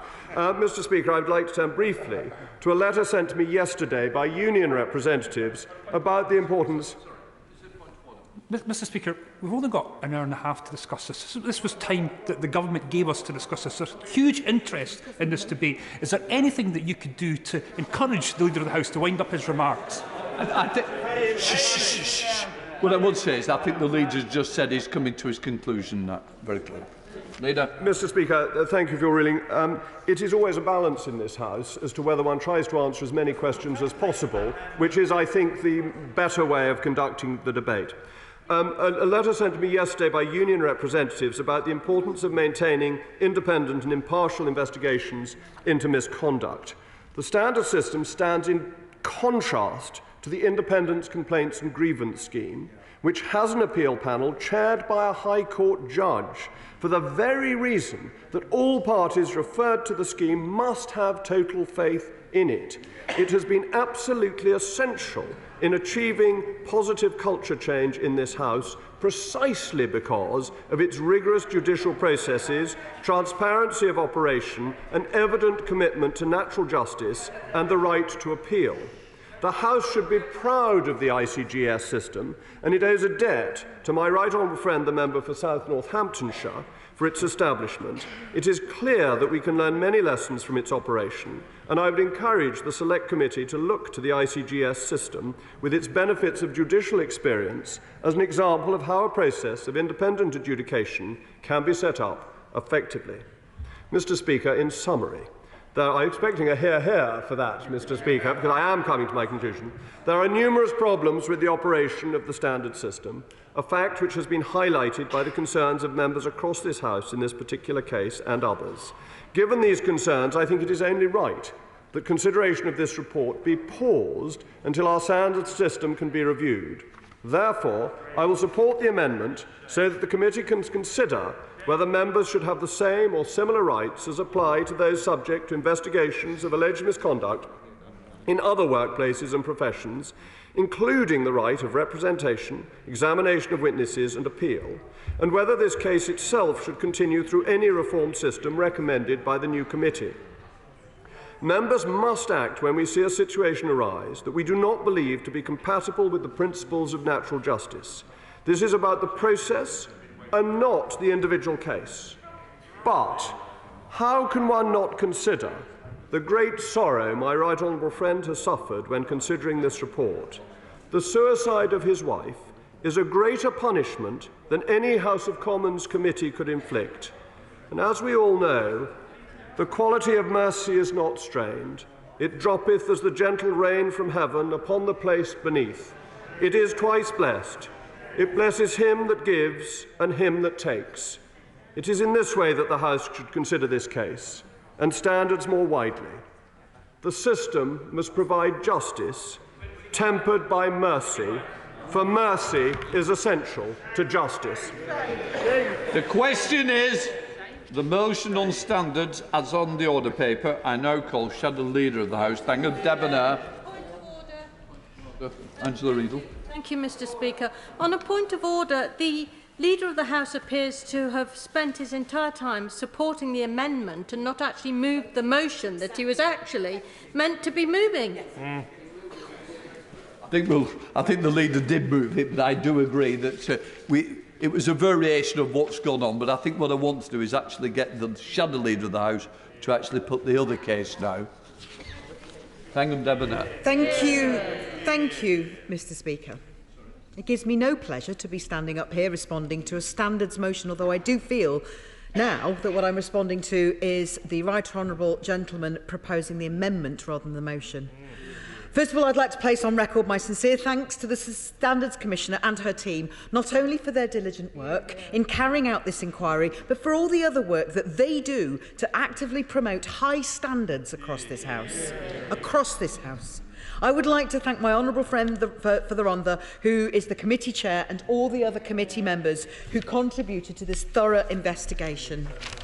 Mr. Speaker, since 1695 there have been rules on paid advocacy. A motion passed on the 2nd of May 1695, and I quote, said that the offer of any money or other advantage to any member of Parliament for the promotion of any matter whatsoever in Parliament is a high crime and misdemeanour. And Mr. Speaker, if today the amendment passes, or if the motion falls entirely, it sends the message that when we don't like the rules, we just break the rules. When someone breaks the rules, we just change the rules. To paraphrase my right honourable friend, the Deputy Leader of the Labour Party, who said that better than me earlier today, it turns the clock back to before 1695. Mr. Speaker, that wasn't acceptable then, it isn't acceptable now. I'm happy to go. I thank my right honourable friend for giving way. Does she not agree with me that the only logical explanation for the action by government ministers and government benches today is not necessarily the recommendations that we've got out of the report we're considering today, but there may be many, many others in the line to come forward which will cause even greater embarrassment to the government benches? I thank my right honourable friend, a distinguished member of this House, for raising that point. It's hard to work out why this is happening, and I'm just going to skip ahead, actually, to a later point in my speech. Mr. Speaker, the Leader of the House, as you know, stands up in front of us every week. If he'd wanted a debate on changing the rules, on changing the system, he has that opportunity every single week, and I've yet to hear him say it until today, when we are considering a live case. And in this case, the committee concluded, and I used their words, not mine, this was an egregious case of paid advocacy, that the right honourable member for North Shropshire repeatedly used his privileged position to benefit two companies for whom he was a paid consultant, and that this has brought the House into disrepute. Mr. Speaker, a lot has been said in the media about the standards process over the last week, but since 1695, this House has only ever strengthened the system. The House of Commons Library and the appendix to the Code of Conduct can provide a timeline and details to any member opposite who seeks to be interested in that. But the introduction of a House of Commons Standards Commissioner in 1995, the Individual Standards Committee in 2013, they were key features of strengthening the system. It has worked well. It has gone a long way to restoring public trust in this House. It is vital that the integrity of the standards system is maintained. In fact, the Committee on Standards in Public Life recommended just this week that the system needs to be strengthened, not weakened. But no, MPs opposite seem to want to rip up the entire system. Our committees, cross-party, carry out their inquiries independently of influence from this House, and that must continue to be the case. Because, Mr. Speaker, all of us are expected under the Code of Conduct to adhere to the ethical standards of the 7 principles of public life, and it seems to me that some members opposite need a reminder that they are selflessness, integrity, objectivity, accountability, openness, honesty and leadership. That expectation is good for us all. If someone in this place falls short, there has to be a system in place to hold MPs and other public officials to account. It is our standard system. It is a standard system that our Parliament voted on and approved, and just changing the system when somebody doesn't like a result is not acceptable. If the government wishes to debate the merits of the standard system, as I said, the Leader of the House can get up tomorrow and schedule time to do so. Members opposite who have signed the amendment, some of them are chairs of House committees that have roles in which they could have initiated reviews or made proposals. They did not. Today, and I hate to have to remind the right honourable gentleman, there's a motion before us that's out about a report and its recommendations. Now, it's absolutely in order for backbenchers to put down an amendment. It is quite astonishing that the government seems to have endorsed and whipped it. Tory MPs have been shamefully backed, it seems, by their own government, hijacking this debate, which should have been about endorsing a committee report. The government is sending the message that paid advocacy, MPs selling their offices, their position as an elected representative, that it's fine to do that. And I'm afraid that some, including members opposite, are claiming, including today from the dispatch box, that this is a process without an appeal. But, Mr. Speaker, the Commissioner reviews the cases, makes recommendations and refers these to the Standards Committee, which is cross-party. A majority of members from the opposite benches, as well as lay members with expertise, they decide whether to approve these or not, and we then debate and vote on them. Now, as I understand it, correct me if I'm wrong, the right honourable gentleman had access to legal representation. His character witnesses are in the report, duly considered, and as some of my colleagues have pointed out to me, if everybody who wanted to give oral evidence to a court of law was just accepted, where would that get us? Is that really what we're saying? That there should be a system, if I want to give evidence, means I get to say what I like? Mr. Speaker, the committee process is in effect a process of appeal. The committee upheld the Commissioner's report and recommendations, and so must this House, for the public to maintain their trust in us. It is crucial that our independent standards procedure is not undermined, or worse still, systematically dismantled altogether, which I fear is happening now. I ask the Leader, is that what he wants his political legacy to be? Yeah. Undermining Parliament? Our MPs, even further? Does he understand fully the potential consequences of doing this? Standards are important. They matter. The Commissioner and the committee took careful consideration of a very large amount of evidence. It took a long time to read, and I strongly suspect there are some members who did not read it. They recommended the sanction on the motion before us. It would be extraordinary for this House to overturn this independent cross-party recommendation. I hate to remind the right honourable gentleman, but just last month, members opposite said that they couldn't possibly support retrospective rule change. And yet, here we are.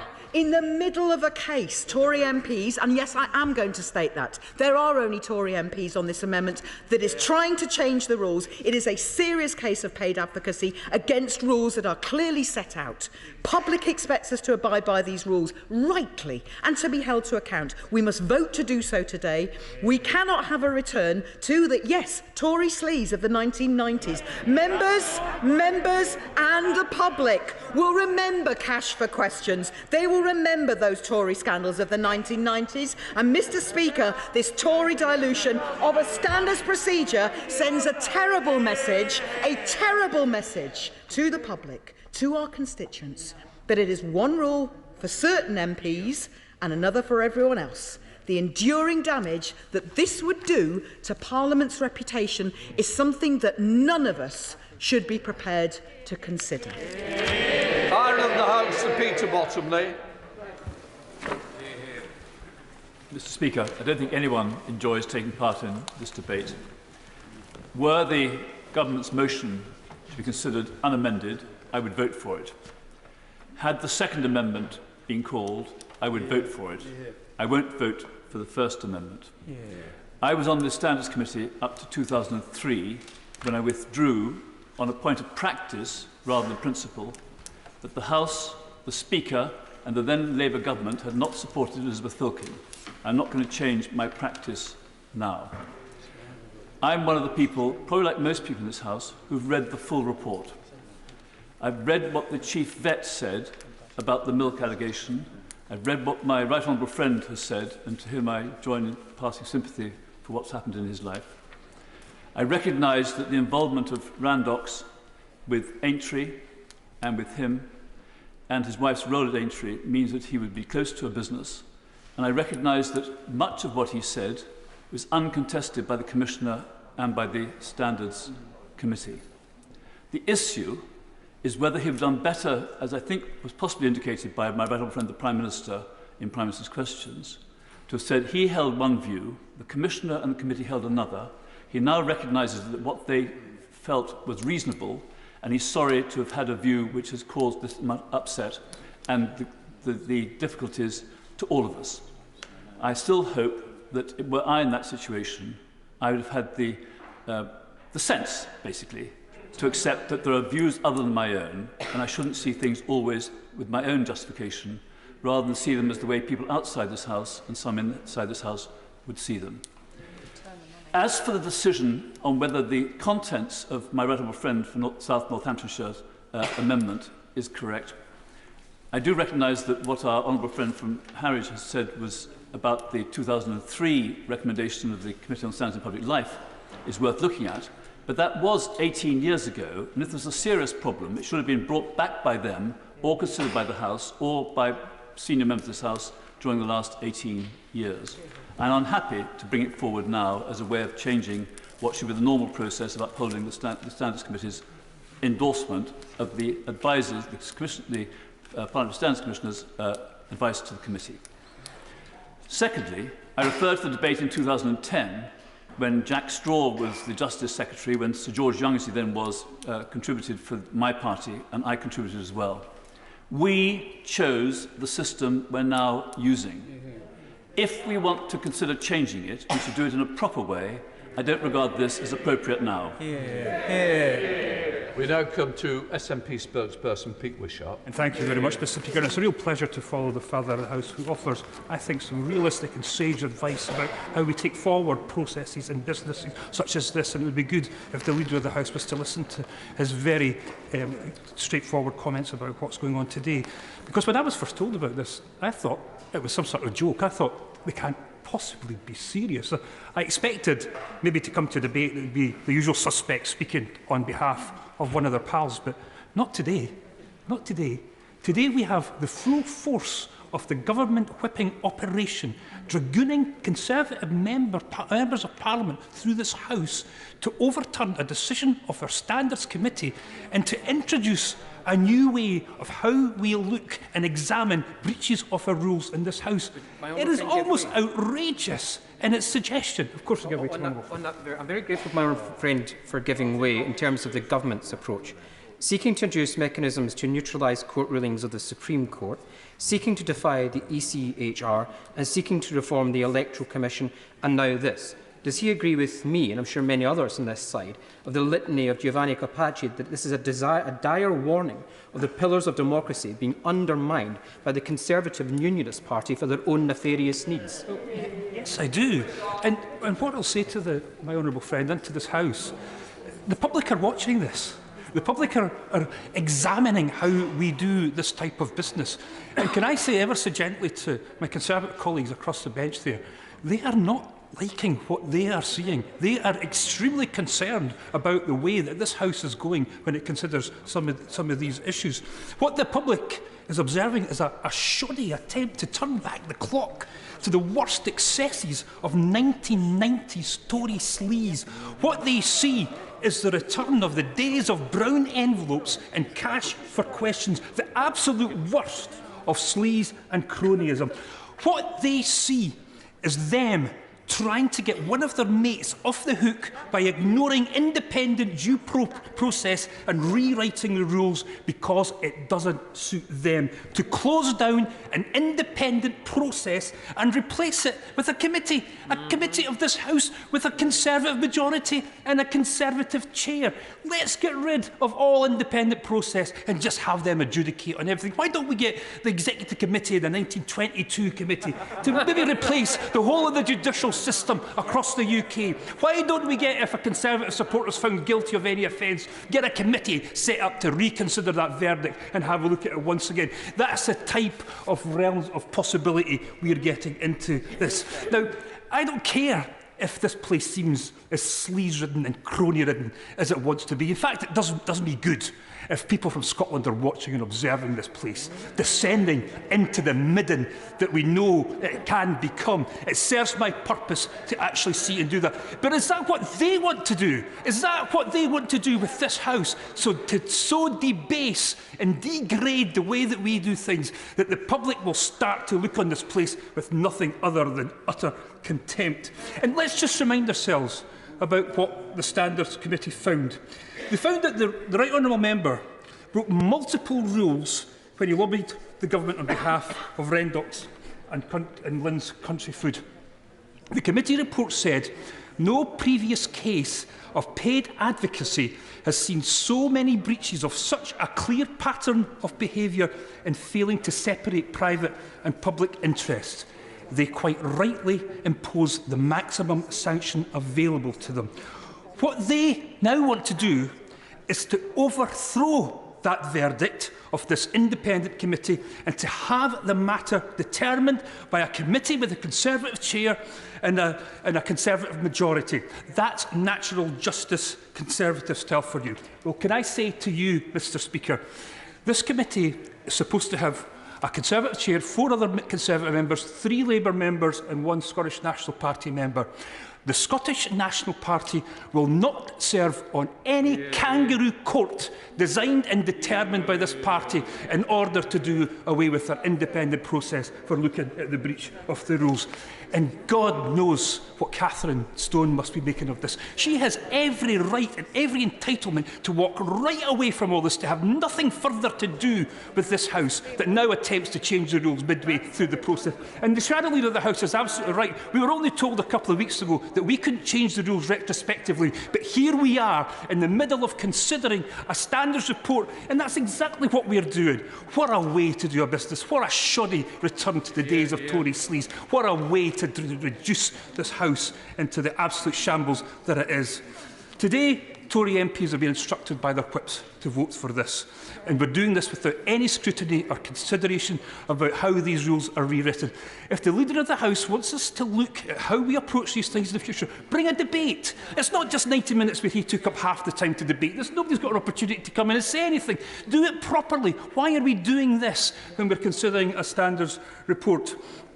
So we won't take place in this, Madam Mr Speaker. We will have nothing to do with it, and I hope the Labour Party don't take their places on this committee either.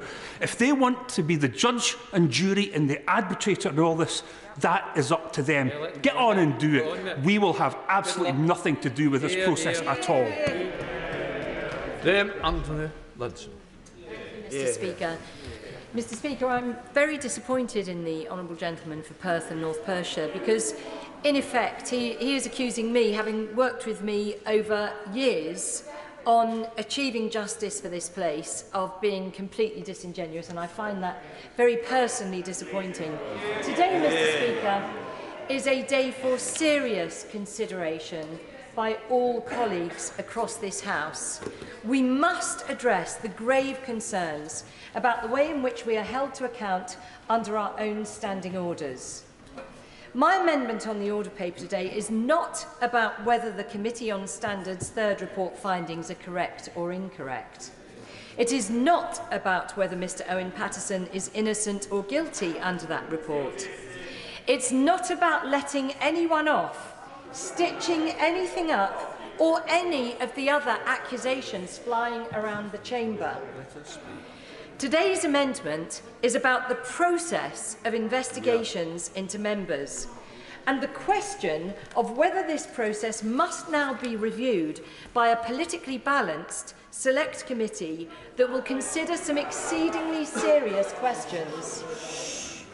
Firstly, whether our investigatory process should more closely reflect the laws of natural justice, where an accused member can expect to have their own evidence taken into account, can put forward witnesses in their defence, can expect to be interviewed early on in the process and be able to provide their own explanation, and vitally, whether they can have access to an independent appeal process. Secondly, there is the serious question of whether Standing Orders 149, 149A and 150 are entirely fit for purpose.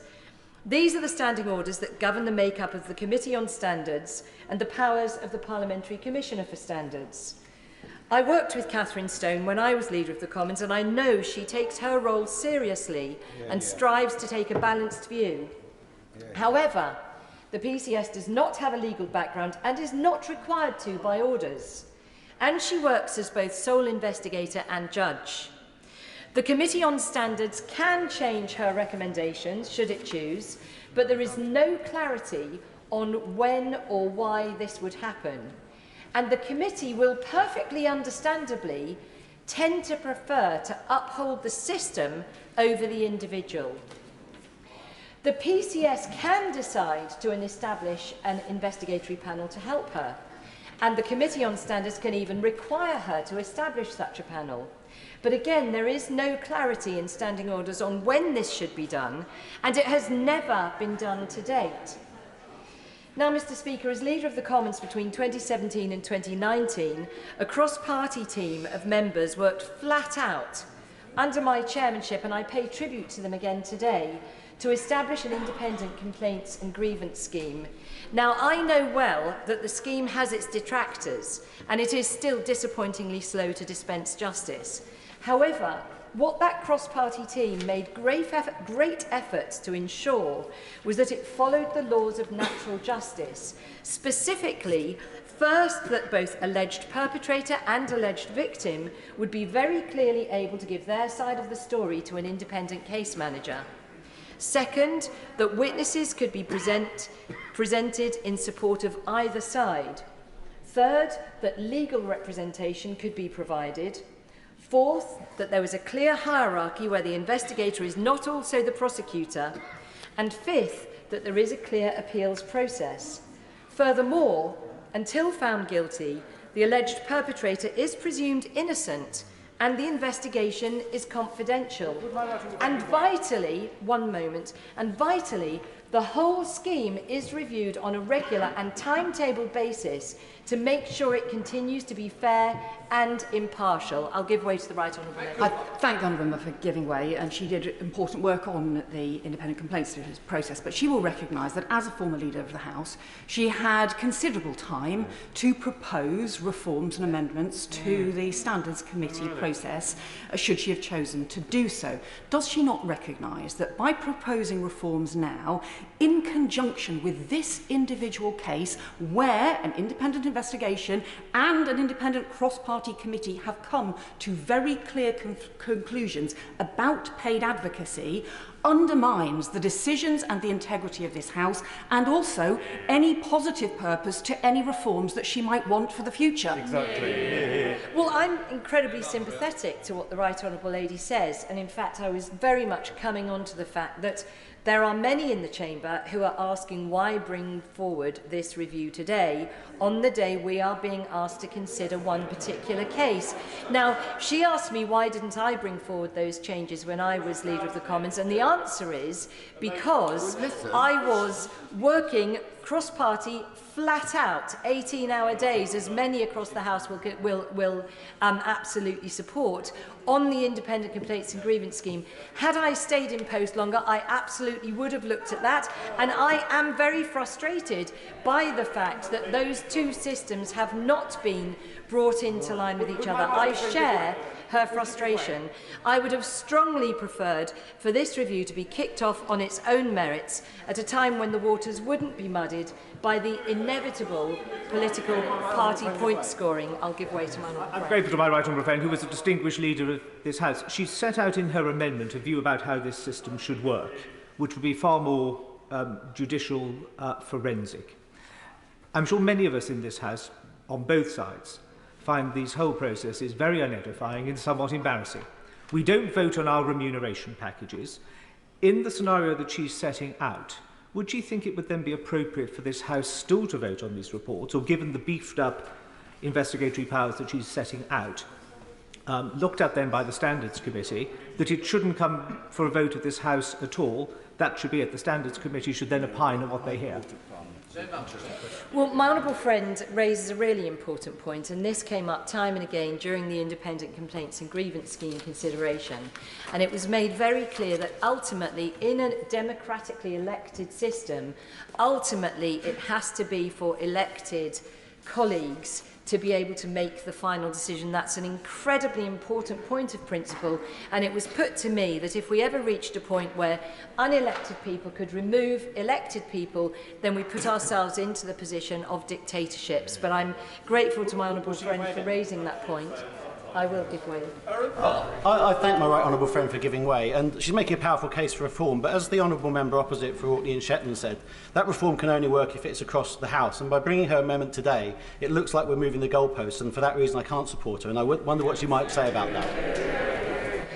I mean, I absolutely, as I've just said in response to the Right Honourable Lady, I share the concern that we are bringing this forward today, and there is no doubt. I really sincerely hope that colleagues right across the chamber will be prepared to join together to review this system, which is so clearly flawed. I do ask all colleagues to search their hearts carefully today. As MPs, there's no doubt we are our own harshest critic and judges. We spend so much of our lives trying to deliver justice to our constituents and fighting against unfairness wherever we see it. So today's amendment is not about one judgment on one person. It is not about letting anyone off the hook. And it is not rejecting the report of the Committee on Standards. I'll give way to the Honourable Lady. I thank the Honourable Lady and say with much respect for working with her for many months over the ICGS process. And I think it is only fair in light of that today 2 of the people who went through that process contacted me to say that what is happening in Parliament today, so these are victims of sexual harassment or assault, that what is happening is very unedifying, and it makes them certain that victims will find it very, very difficult to understand that we won't just overturn things and make it very hard for anyone to come forward about anything. Exactly. Well, I'm grateful to the Honourable Lady, and we have worked together on this for many years, but I just must make clear to her that what this amendment does today, it is not looking at the Independent Complaints and Grievance Scheme, as I've just set out in my remarks.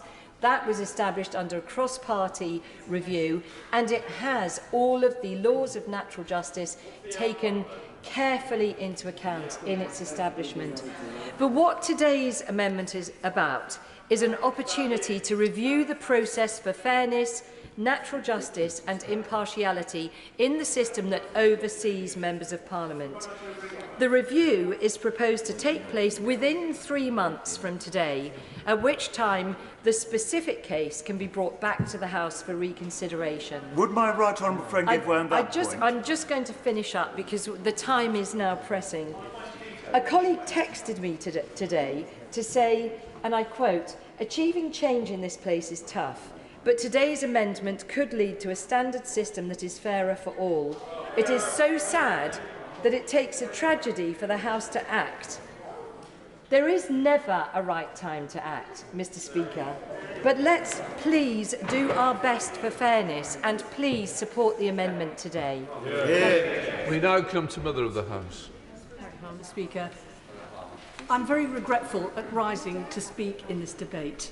Although we have political adversaries in this House, we're also all colleagues who work together in the same place. I have the utmost sympathy for the family tragedy which hit the Right Honourable Member for North Shropshire, and also the greatest admiration for how he then took up the campaign for the prevention of suicide to help others. And in the time, more than 20 years, that we've been in the House together, he has shown me nothing but kindness and courtesy. And it's very much because, as MPs, we know each other and understand each other that this House recognised that we needed to have a complaint system which involved a strong measure of independence. We all recognise that the public want and are entitled to the highest standards from their elected representatives, and we're proud to claim that is the case. We all recognise that people who elect us want us to act in their interest and in the public interest, and they want there to be no conflict of interest which blurs the issue of our own private financial interest with our role as MPs. Trust in our democracy is all important, but it is fragile. The reputation of the House is easily damaged, and when damaged, hard to restore, as we discovered, not only in the lobbying scandal previously, but in the expenses scandal.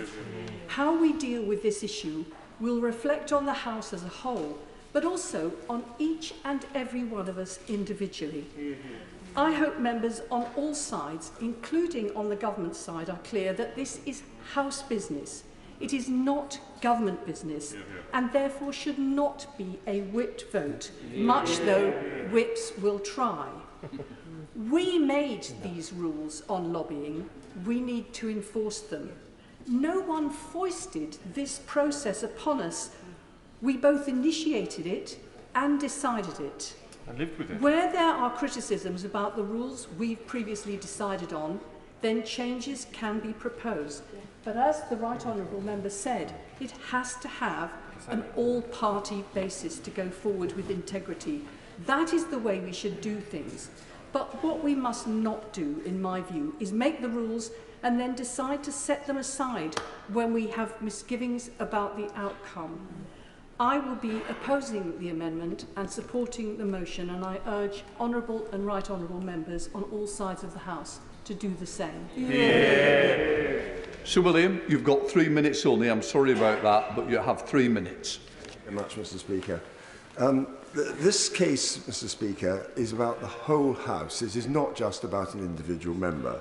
This is about the manner, the process and the principle in which this case was conducted by the Committee on Standards, although there has been much discussion about the role of the Commissioner. The actual responsibility lies on the committee itself, which is ultimately a matter for the House as a whole. It was a failure by the committee, I'm afraid to say, in a serious contested case, as in this case, to call for an investigatory panel, as they had the right to do so, and should have done, which this amendment addresses. Had an investigatory panel been set up, it would have been brought into play the rules of natural justice, human rights, and the criteria actually insisted upon by a series of reports, including the Joint Committee on Privilege. Under the committee's own standing orders, 150 and in particular subsection 5, the committee may hold an investigatory panel, but if so requested by the committee, is obliged to hold such a panel. And then all the aspects of fairness and justice, which I've just mentioned, and which have been insisted upon in a series of reports, will have come into play, including the following: establishing disputed facts, the appointment of legal assessor and counsel, the right for a member accused of misconduct to be heard before such a panel, the right for such a member to call witnesses and examine witnesses, as well as the opportunity for the legal assessor himself to provide an opinion, quote, as to the extent to which proceedings have been consistent with the principles of natural justice. All this was denied to the member in this case. And in similar serious contested cases, it would be as plain as a pikestaff that members from all sides of this House would want to insist that such rules of fairness were brought into play for them, as would be expected in any walk of life. It would be utterly inconceivable, and Parliament would be rightly condemned if it passed legislation denying to the courts, our justice system, statutory tribunals or professional committees or ACAS, which prevented a person accused of misconduct to be denied such procedures. In a nutshell, I simply make the point that where in courts or tribunals or professional disciplinary arrangements, any person in the land will be able to apply for judicial review where there has been a failure to comply with such procedures. This does not apply because of parliamentary privilege, because of Article 9 of the Bill of Rights. There is the further question, finally, of the role of the lay members and the fact that in this case, the lay members, for a variety of reasons, including recusal and absence of some members of Parliament on the committee when the report was finalised, were left in a majority, which is clearly not the way in which this committee was intended to operate, despite warnings which have been given in the past. For all these reasons, and because the House as a whole has an overall jurisdiction over all standing orders, I believe that this amendment is essential. An investigatory panel should have been set up ensuring this. If the committee had requested it, and they did not, the Commissioner would have been obliged to under the standing orders to ensure this. And therefore, I strongly urge that this amendment be passed. We now come to the Chair of the Standards Committee, Chris Brandt. Thank you, Mr. Deputy Speaker. No, Mr. Speaker, sorry. I have not done...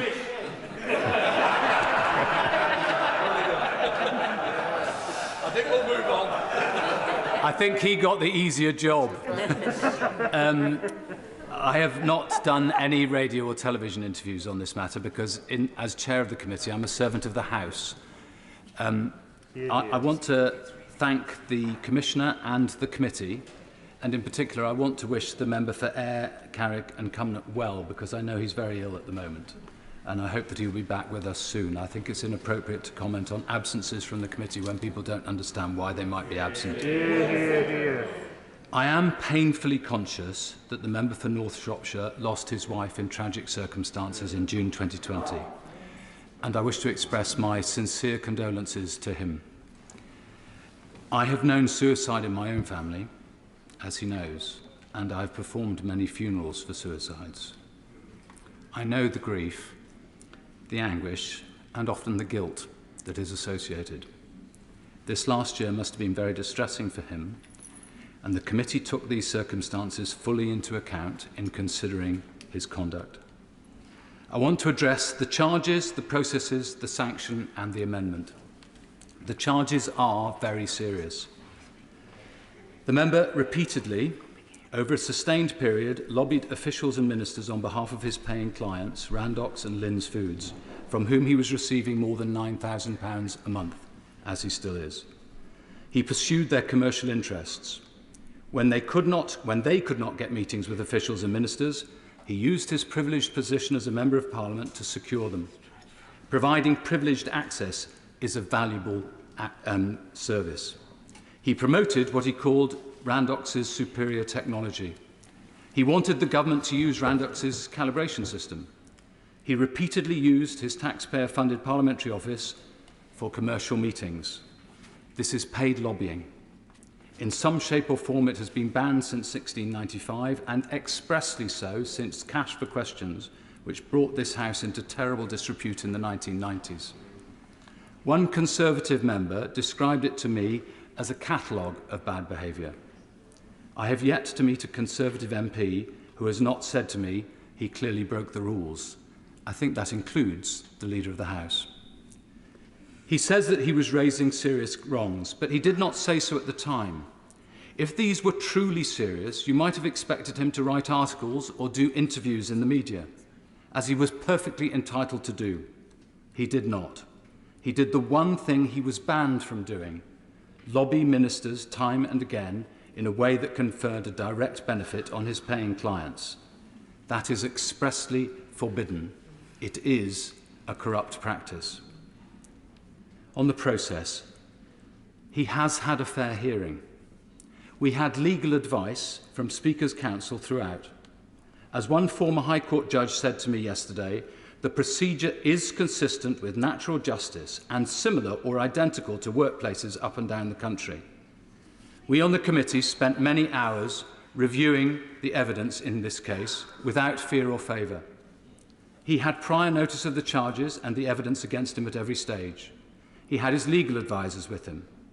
The committee invited him to make his appeal against the Commissioner's findings in writing and in person, and I hope he would confirm that we gave him every opportunity to make his case to us, and the session was conducted respectfully and fairly. I think he's nodding. He says his witnesses should have been interviewed. Natural justice requires that witnesses be heard, but that does not necessarily mean that they have to be heard orally or cross-examined. We did what many courts and tribunals do every day of the week. Absolutely. We reviewed all the witness statements, took them into consideration and published them in full. He claims that the Commissioner had made up her mind before she sent her memorandum. This is completely to misunderstand the process. As she has done in every other case, she started an investigation. She invited the member to meet with her and or to submit evidence. Once she had completed her investigation, and once she had, by definition, found on a preliminary basis that there had been a breach of the rules, she submitted a memorandum to the member for his comments, and then to us. This is when we heard his appeal, in writing and in person. The sanction. As we say in the report, each of Mr. Paterson's several instances of paid advocacy would merit a suspension of several days. But the fact that he has repeatedly failed to perceive his conflict of interest and used his privileged position as a Member of Parliament to secure benefits for two companies for whom he was a paid consultant is even more concerning. He has brought the House into disrepute. A Conservative colleague, whom I respect a great deal, said to me on Monday that justice should always be tempered by mercy. I agree. But justice also demands no special favours. These are the precedents that we considered. Patrick Mercer was suspended for 6 months. Ian Paisley, sorry, I've forgotten his constituency, for 30 days. Jonathan Said, 14 days. George Galloway, 18 days. When Geoffrey Robinson failed to provide proper responses to the Commissioner and Committee, he was suspended for a month. These are the precedents. This case is just as serious because it involved at least 14 instances. It was a pattern of behaviour, and the member has said time and again over the last week that he would do the same again tomorrow. So if the House were to vote down or water down the sanction or carry the amendment, it would be endorsing his action. We would be dismantling the rule on paid advocacy, which has been around in some shape or form since 1695. I'm afraid the public would think that we would be the Parliament that licensed cash for questions. Let me turn to the amendment. The Honourable Lady, Right Honourable Lady knows that I've worked with her on many things. I think she's very wrong today.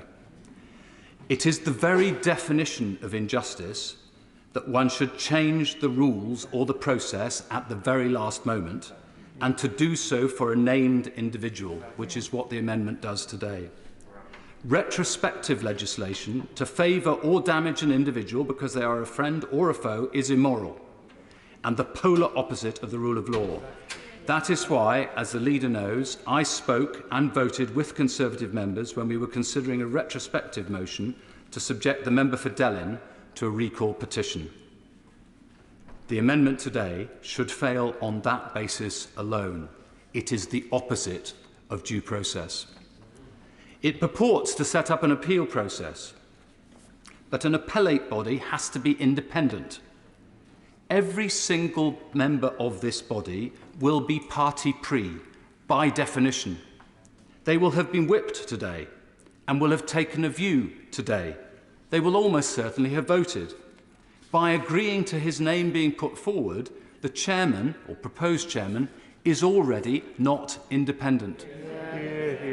I point out very gently to the Right Honourable Member who moved the amendment that it was her motion as Leader of the House on the 7th of January 2019 that set up the Standards Committee in its present form.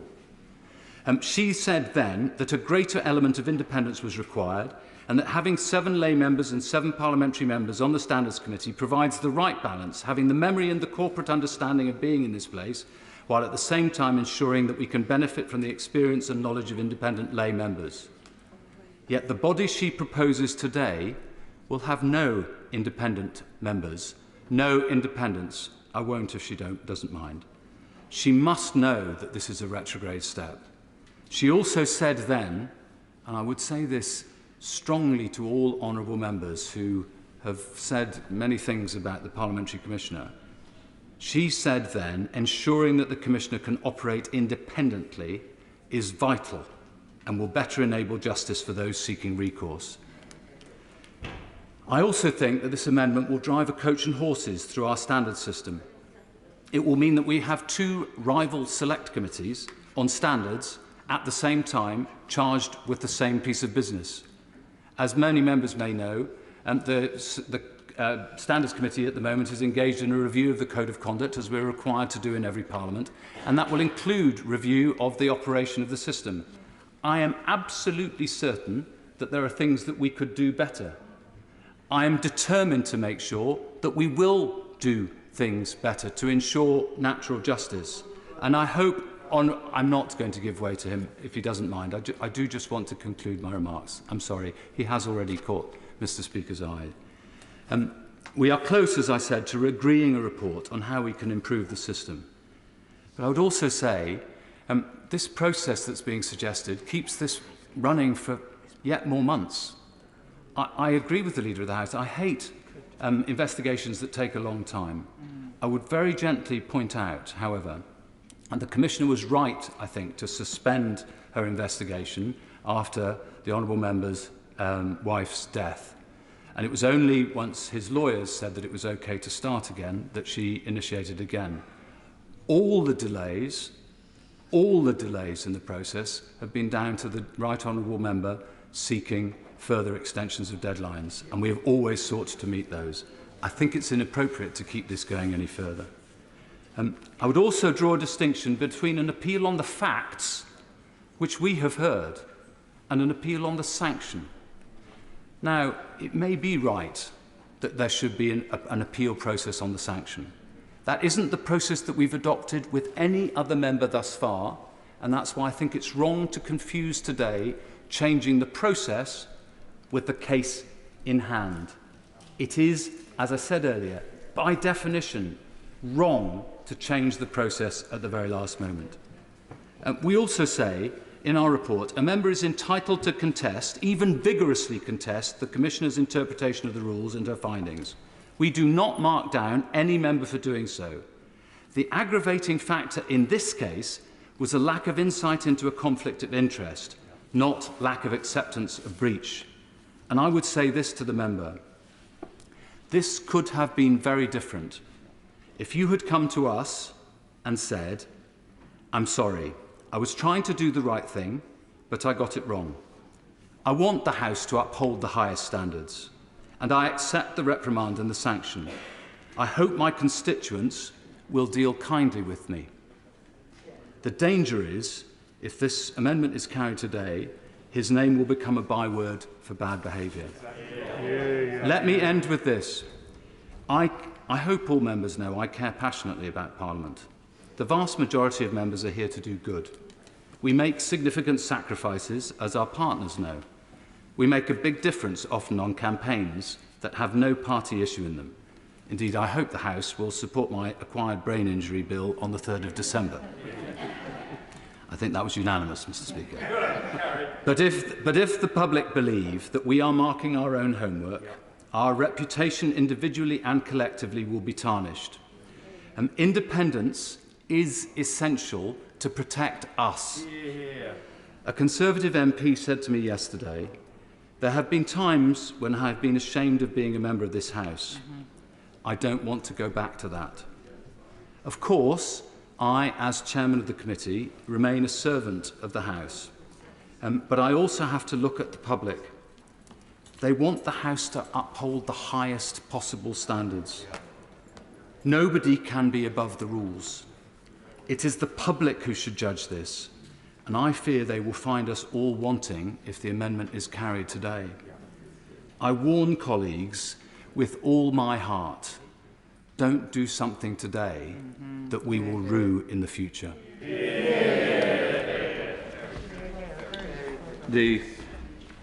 I'm now going to ask Andrew Leadsom if she wants to move formally the amendment. Move formally. Formally. The question is, the amendment be made. As many of that opinion say aye. Aye. The contrary, no. No. Can I just say, before people vote, please take your time going into the lobbies. I'm going to extend the vote because I think one, just on the nature we are at the moment.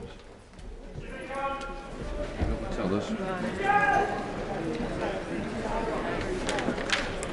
All right, no, thank you.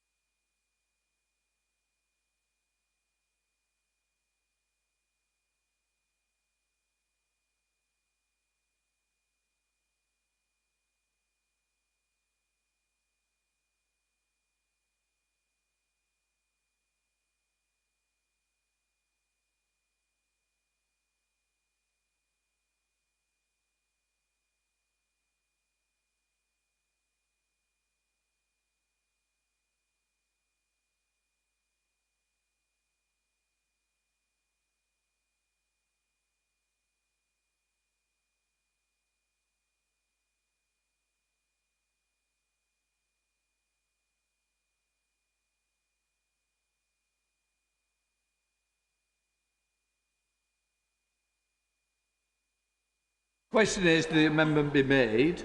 As many of that opinion say aye. Aye. Of the contrary, no. No. The tellers for the aye, Scott Mann and Michael Tomlinson. For the noes, Murray Glindon and Colleen Fletcher.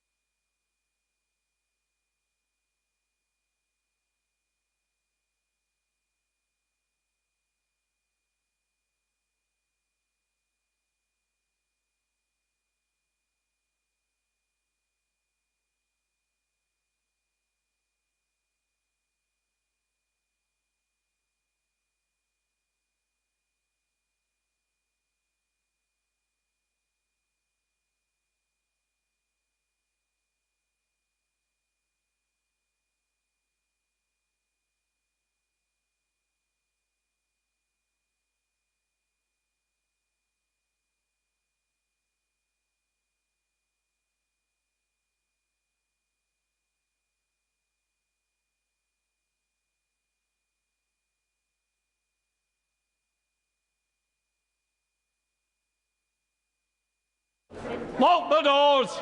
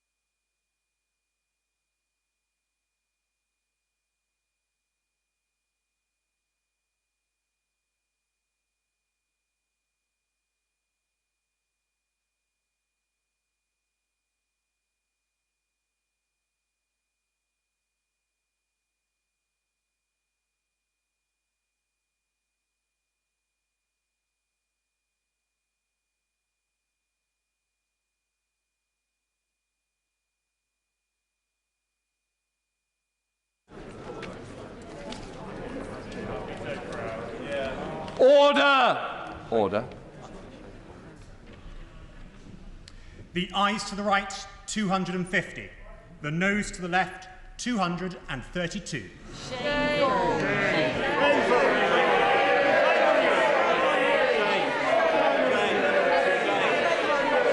Order. What have you done to this place? Oh, Shame. Order. The...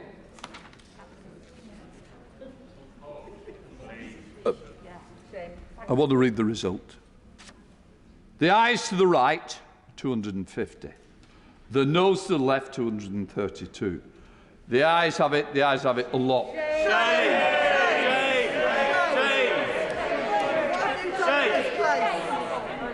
The question is that the...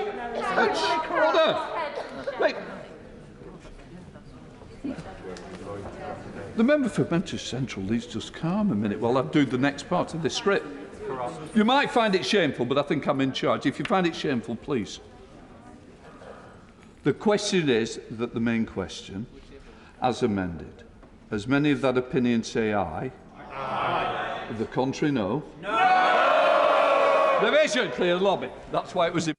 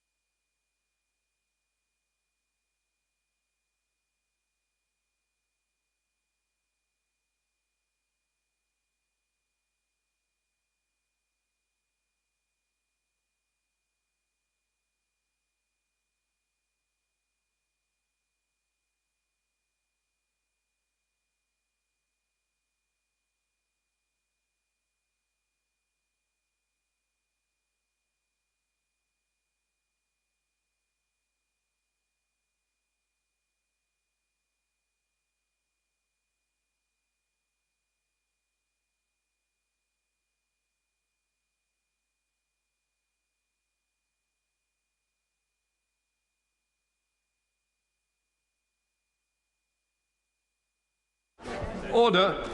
Order. The question is that the main question, as amended, as many of that opinion say aye. Aye.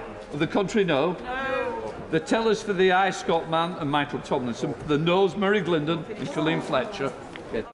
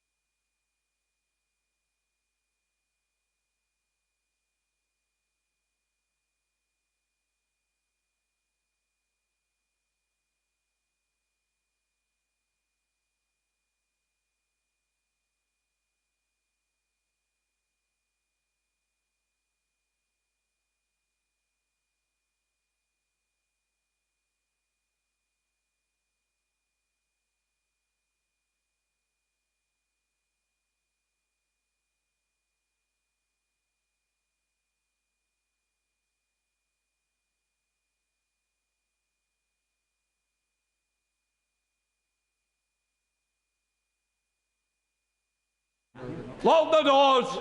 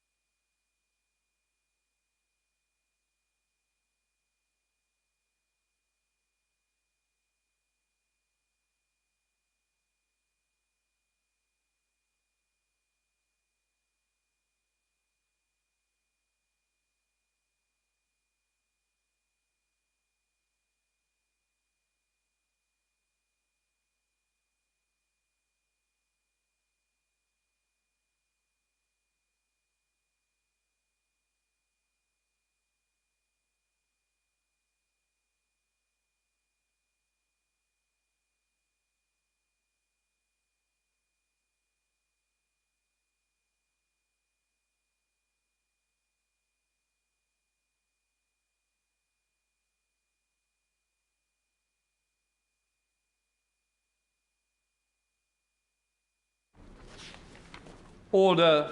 Order. The ayes to the right, 248. The noes to the left, 221.